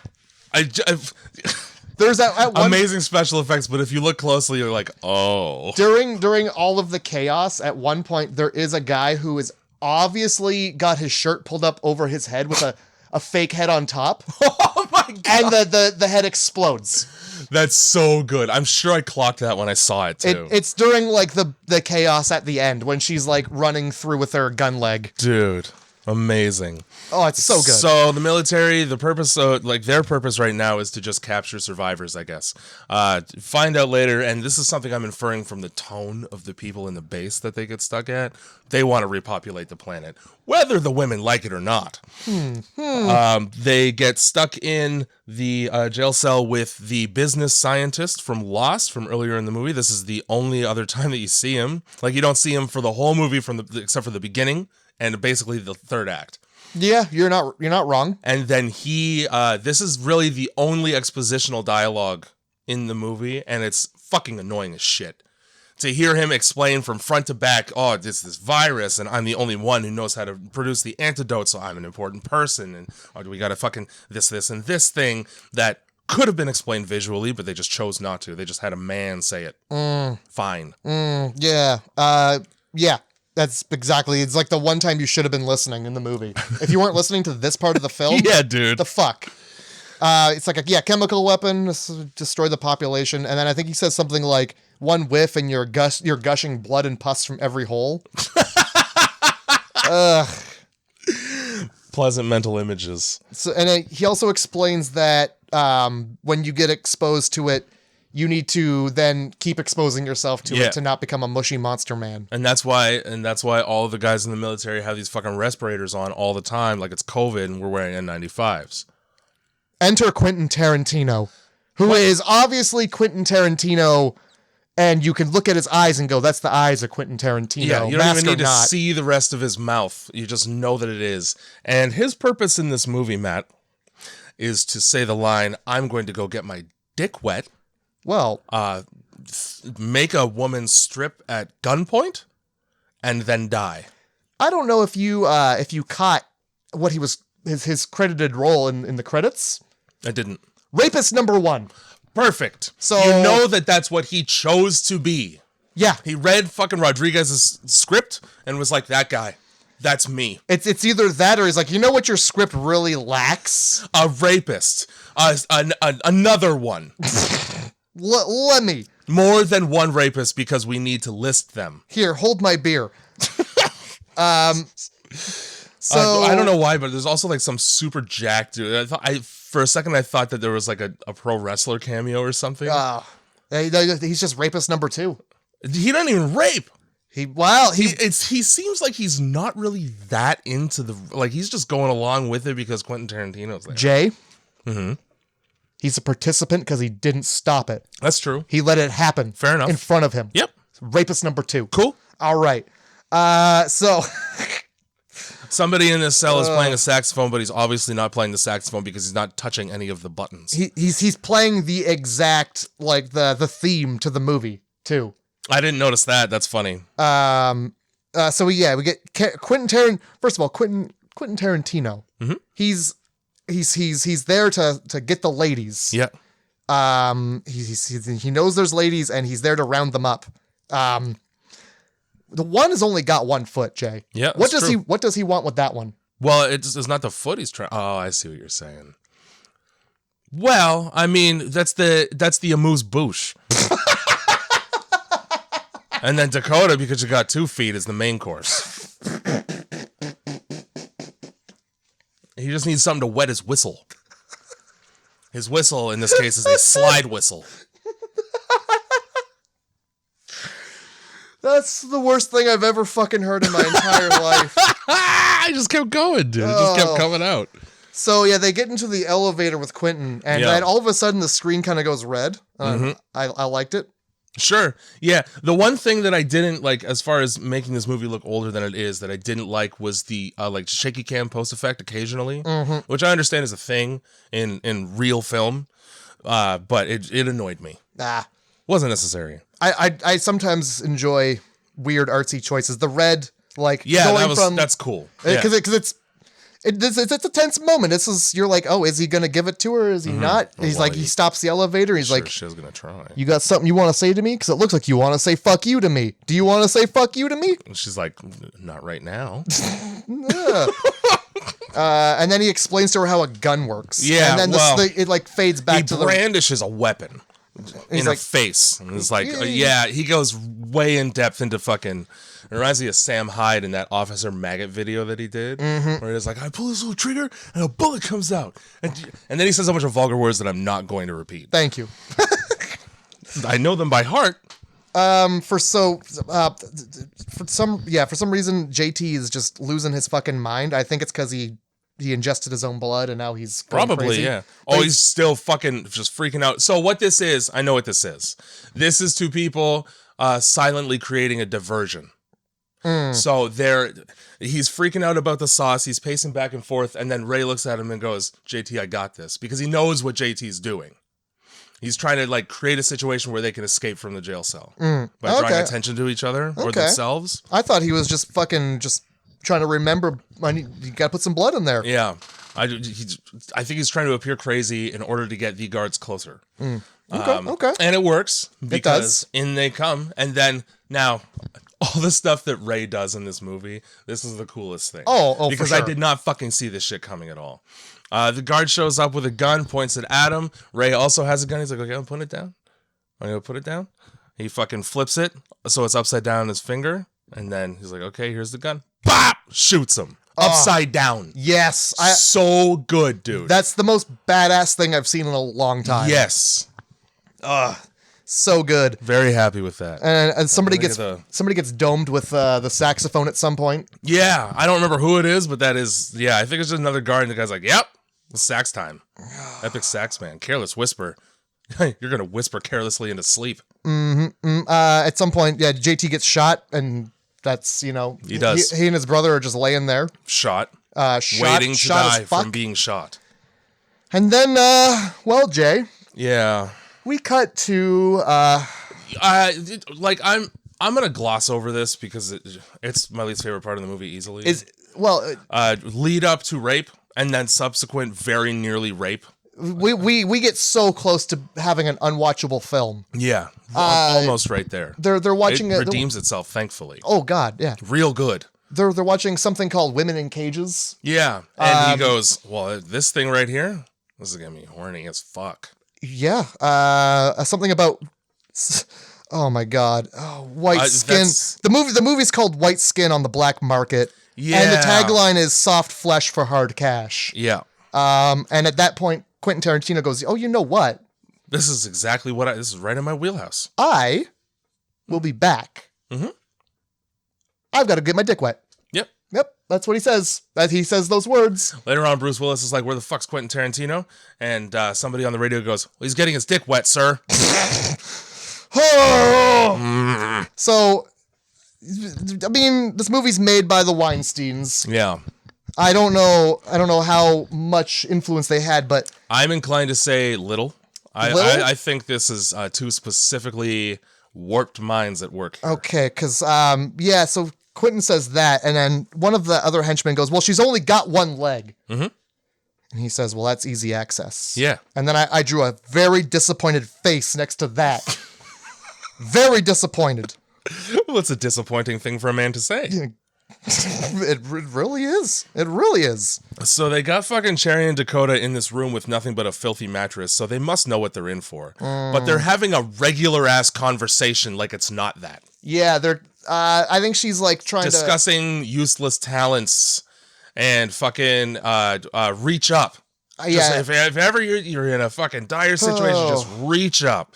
And that's really ham-fisted into the movie at the end. It is. There's an entire ham. It's so in done. a fist. Yeah. And I figured she was just trying to like distract her from the god-awful thing that was about to happen to her. Pretty sure that it will only work on kids. Well, thank God we cut to Bruce Willis. We do. And Bruce was like, hey, you know, where's all my men? Well, they're procedurally wetting their whistles. That's not it. Well, the scientist throws him a bag. He's got, I got all your men right here. Right, that he does do that.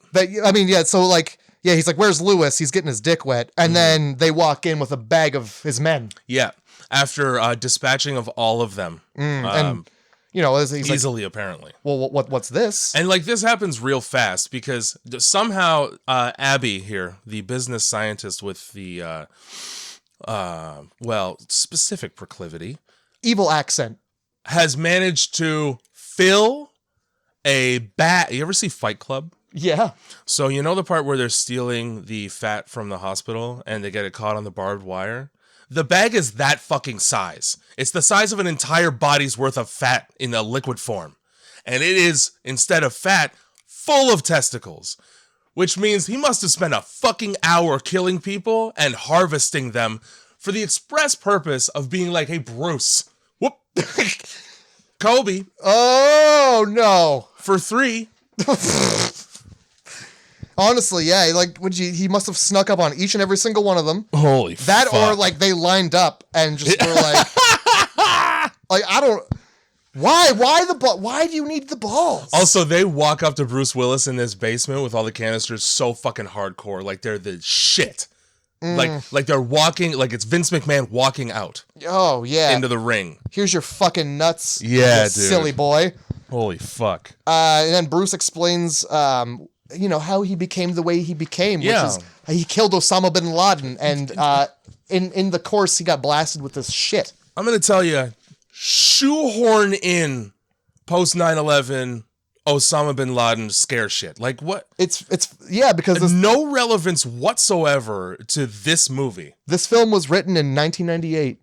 That's weird. Yes, it is. Because 9/11 happened in 2001. Yeah, well, so I think he got like a bunch of the way in, and then he finished it up later. Still, though. Yeah. There's no reason to... You could have said any fucking thing. Oh, yeah, dude, I'm a fucking like a lieutenant general in the military. I've seen some shit. I was on a mission to do a thing, and there was nerve gas involved. That's basically what he says. He's but why do you gotta make it about Osama? Like, now you're dating yourself because 30 years from now, I'll still watch this movie, but nobody's gonna give a fuck who Osama bin Laden was. Yeah. But there's gonna be like 50,000 better terrorists since then. And on what scale are they better? At their job. Okay. Well, Jesus, I hope they're not gonna be tethered to a fucking dialysis machine because of their liver failure. Oh my God. But Bruce, all he says is like, he was hunting down America's Most Wanted. Yeah. And then Ray's like, oh, Osama. There's more than one person on that list. Oh, for sure. Like a lot more. I feel like he was at the top though. For a good amount of time, he was, certainly. You know, you start at the top, work your way down. Mm-hmm. Now we're here. Yeah. We started at the top. Now we're fucked. It's the opposite of started from the bottom. So yeah, now they got to have this fucking gas to stay alive. Yeah, right there is where I wrote down Juice Willis. Yeah, because he takes his mask off to explain this whole story, and then while that happens, he begins to grow, and he doesn't stop until his body can't hold him anymore. Yeah, he really could have just took a moment, Sorry, one sec. I had more things to say before I turn into just a fucking undulating mass. Yeah, if I don't do this, it's just bad for everybody. I would understand. There's so many, like, all of his scenes, he takes the mask off for long enough for boils to grow, and he's never like, I better breathe that in now. Right. Honestly, like, get a better gas mask, man. Yeah. You gotta... Get one that you can talk through. Yeah, exactly. Instead of this fucking Bane mask that you got on your face that's got no fucking port for audio. Just gas. Yeah. You know what they say? Ass, gas, or cash. They sure... It's a hitchhiker. I don't know. Sure. Mm-hmm. Well, Jay, whatever it is, it's better than what we're cutting back to, which is two girls it's grass. It's not gas. I just... hey. Yeah. Yeah, so, yeah, two chicks sitting on a dirty mattress, and in walks Quentin Tarantino, and you know by the look on his face that it's time. He's here to pull the dancer out of retirement. Yeah. Puts on some bullshit song. I don't even remember what fucking song it is. I don't think it's a real song. Makes her dance at gunpoint. And then names all of the kinds of strippers that he's seen, because he ain't never seen one with one leg. Yeah, and he's seen a lot of different... He's really... a myriad. He doesn't discriminate when it comes to strippers. No. During the dance, she busts her peg leg across his face. Yeah. And then gives him an eyeful. Now, this is the thing, right? When you plunge an object, a blunt object, into somebody's eye cavity all the way down to the floor, they die. They do indeed They die right away. Now, they die. Yeah. But he's a zombie? Yeah, I guess. I don't know. So he just... I don't know. So he fucking... She gives him that eyeful and then breaks it off in there. Which is what Fantastic. you should do. 100%. Finish the job. Yeah. And then he gets up and goes, okay, well, this is still happening. Oh, yeah, you gave me some wood. Now I'm going to give you some wood. Drops his pants. Gooeyest, meltingest dick. Oh, And he goes, I guess we're just going to have to make this quick. I got news for you, Quentin. The damage is done. It's on the floor. With what are you going to proceed with? Yeah, I'm just going to use the stuff. Don't worry, I'm going to mash it together like Play-Doh. We'll make do. This is going to be the worst sequel to Ghost ever. Yeah, there's like this fucking upsetting scene where it's like his pants around his ankles and Cherry's like backing up cowering. And yeah, he's just waltzing and it just keeps dripping down. I don't know what part of his dick is falling More off, of it. but it's so much of it, dude. There's so much dick. Holy fuck. There's a dickload of dick. Yeah, it's impressive, actually. It turns out he's got the hammer. Or he had it. Well, it's a fucking flimsy rubber hammer. It turned from a meat pulverizer into the pulverized meat. The hunter has become the hunted. Oh, how the turntables. At this point, yeah, the nurse just busts out that fucking needle gun. Gets them both. All good. Man, it turns out you had that shit stowed and you made Cherry do an entire striptease while she was sobbing first.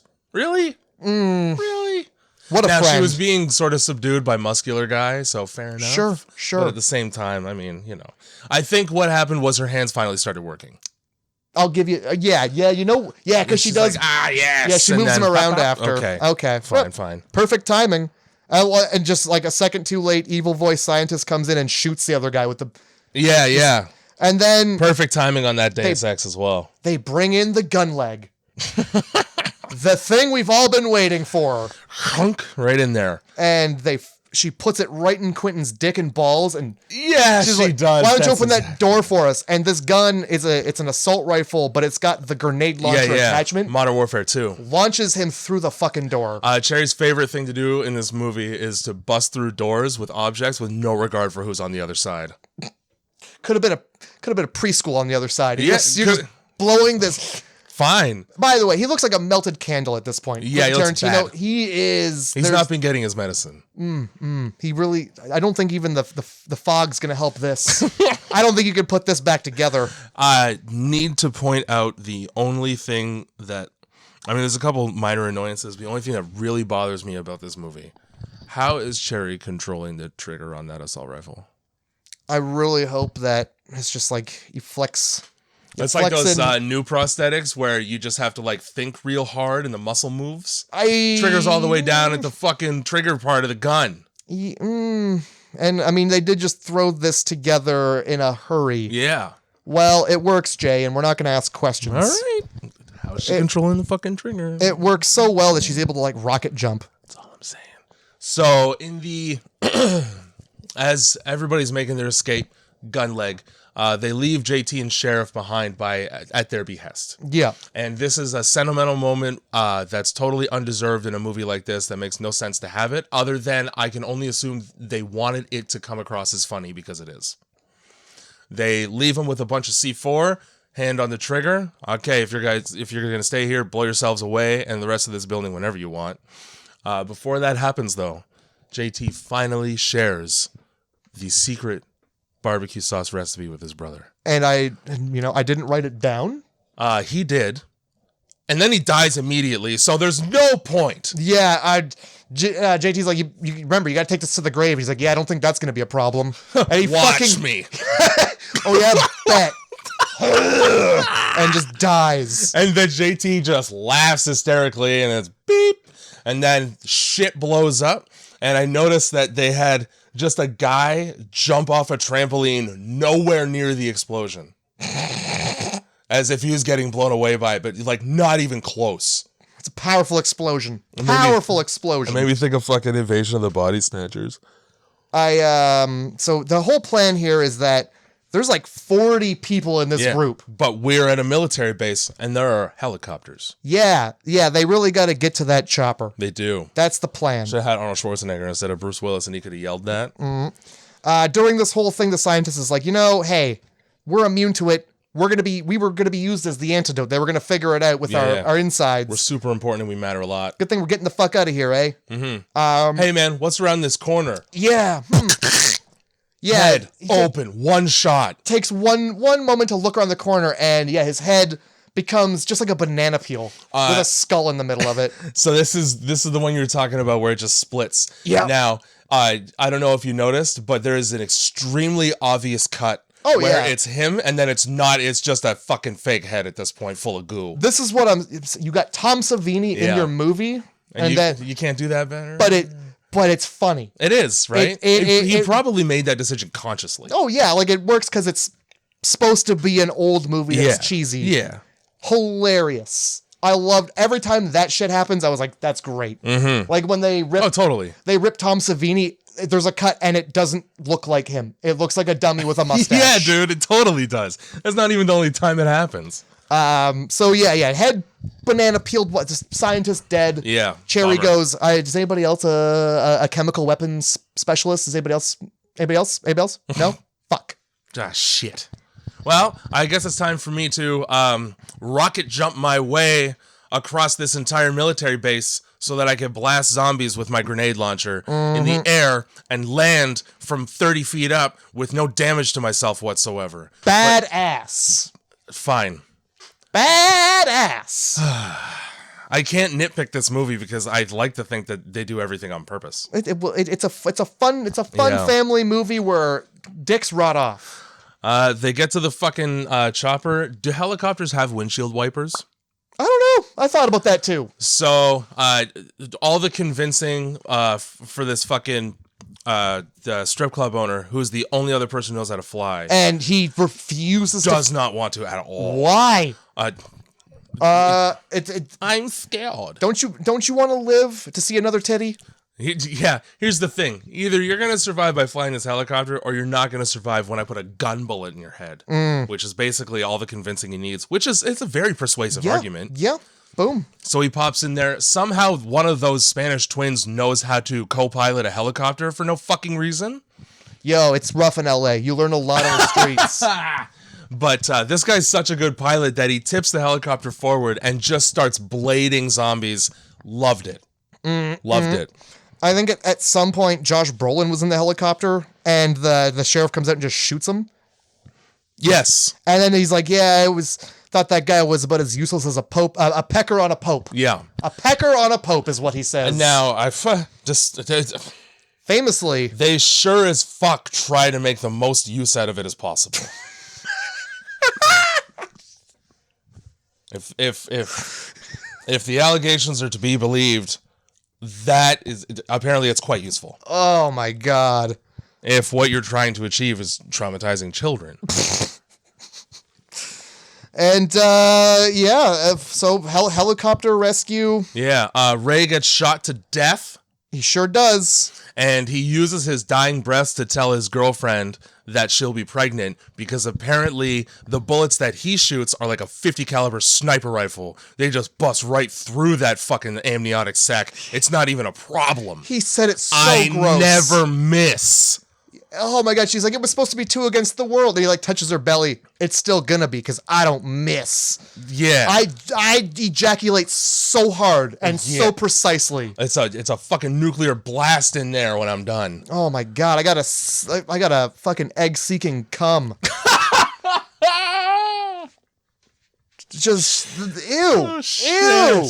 Ray, ew. Oh my Ew. God, dude.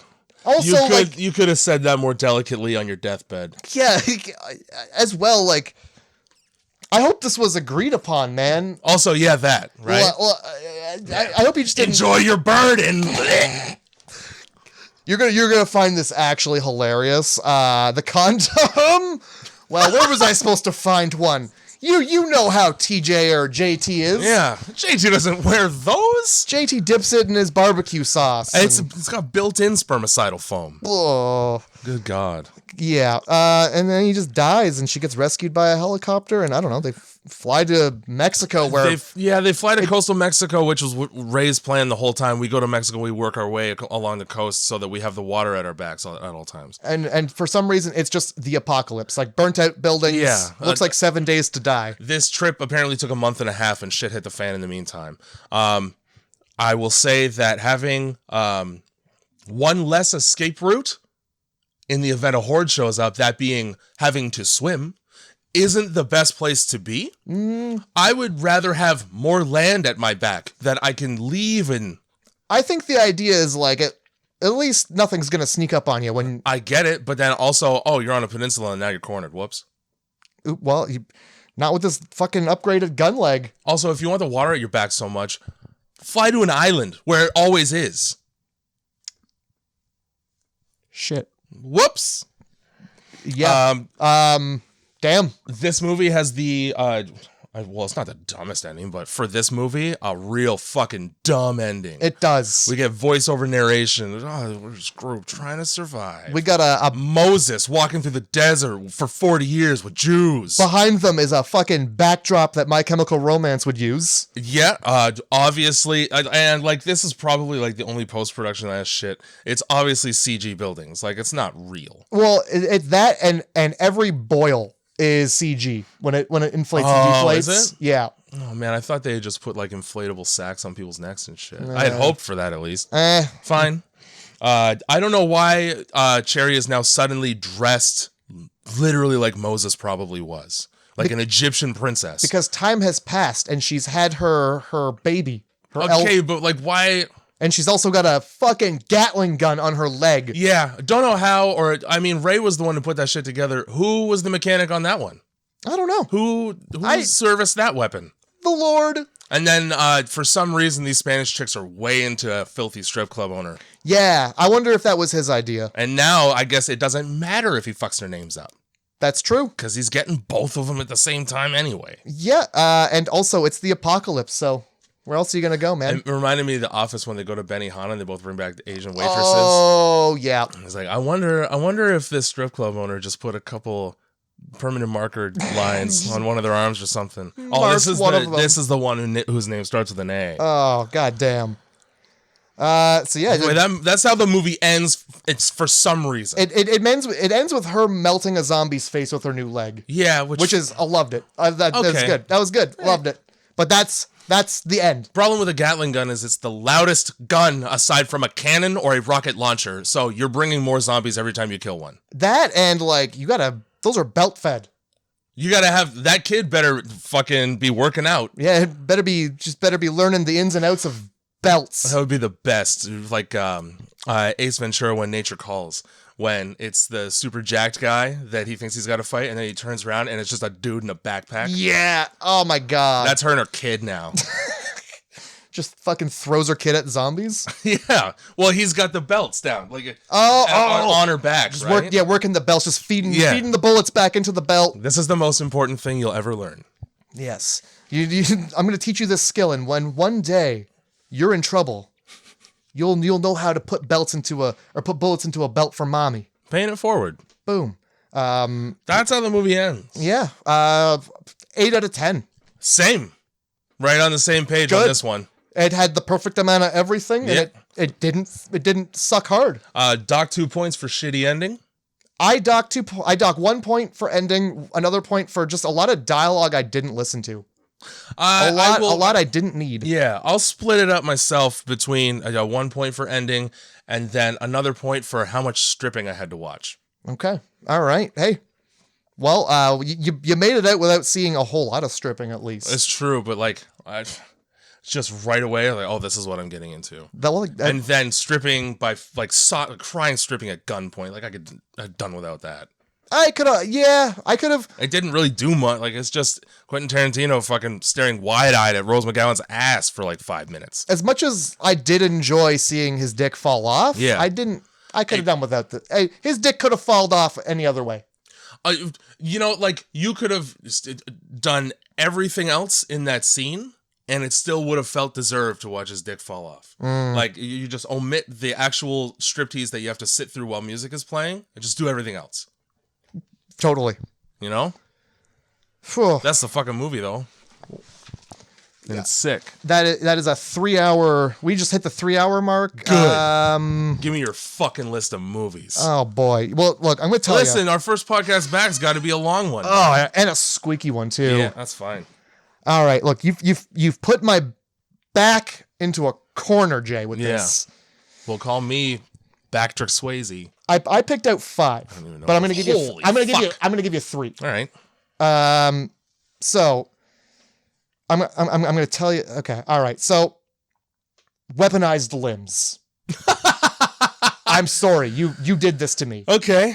I mean, that's all I could think of too. When I was like, well, I wonder what Matt will choose. And I was like, well, it's got to have something to do with the gun leg right away. Consumption of bad things.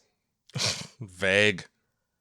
And let's say an infestation / invasion with comedic undertones. With comedic undertones. Okay. Well, I'm going to go ahead and say that last one is Slither. Okay. You would be correct. Yeah, I would be. The first one, weaponized limbs. Somebody gets beat with like an arm or something in that movie, I bet.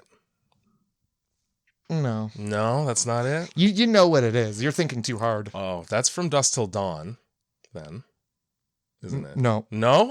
Tom Savini's dick gun. That's what it was. Oh, no. Flip up dick revolver. Double barrel. You're thinking or double chamber. You're thinking too hard. I'm still thinking too hard. You're thinking too hard. Okay, well, I'm not gonna guess that one. Okay. And then the second one's so fucking vague that I have no idea.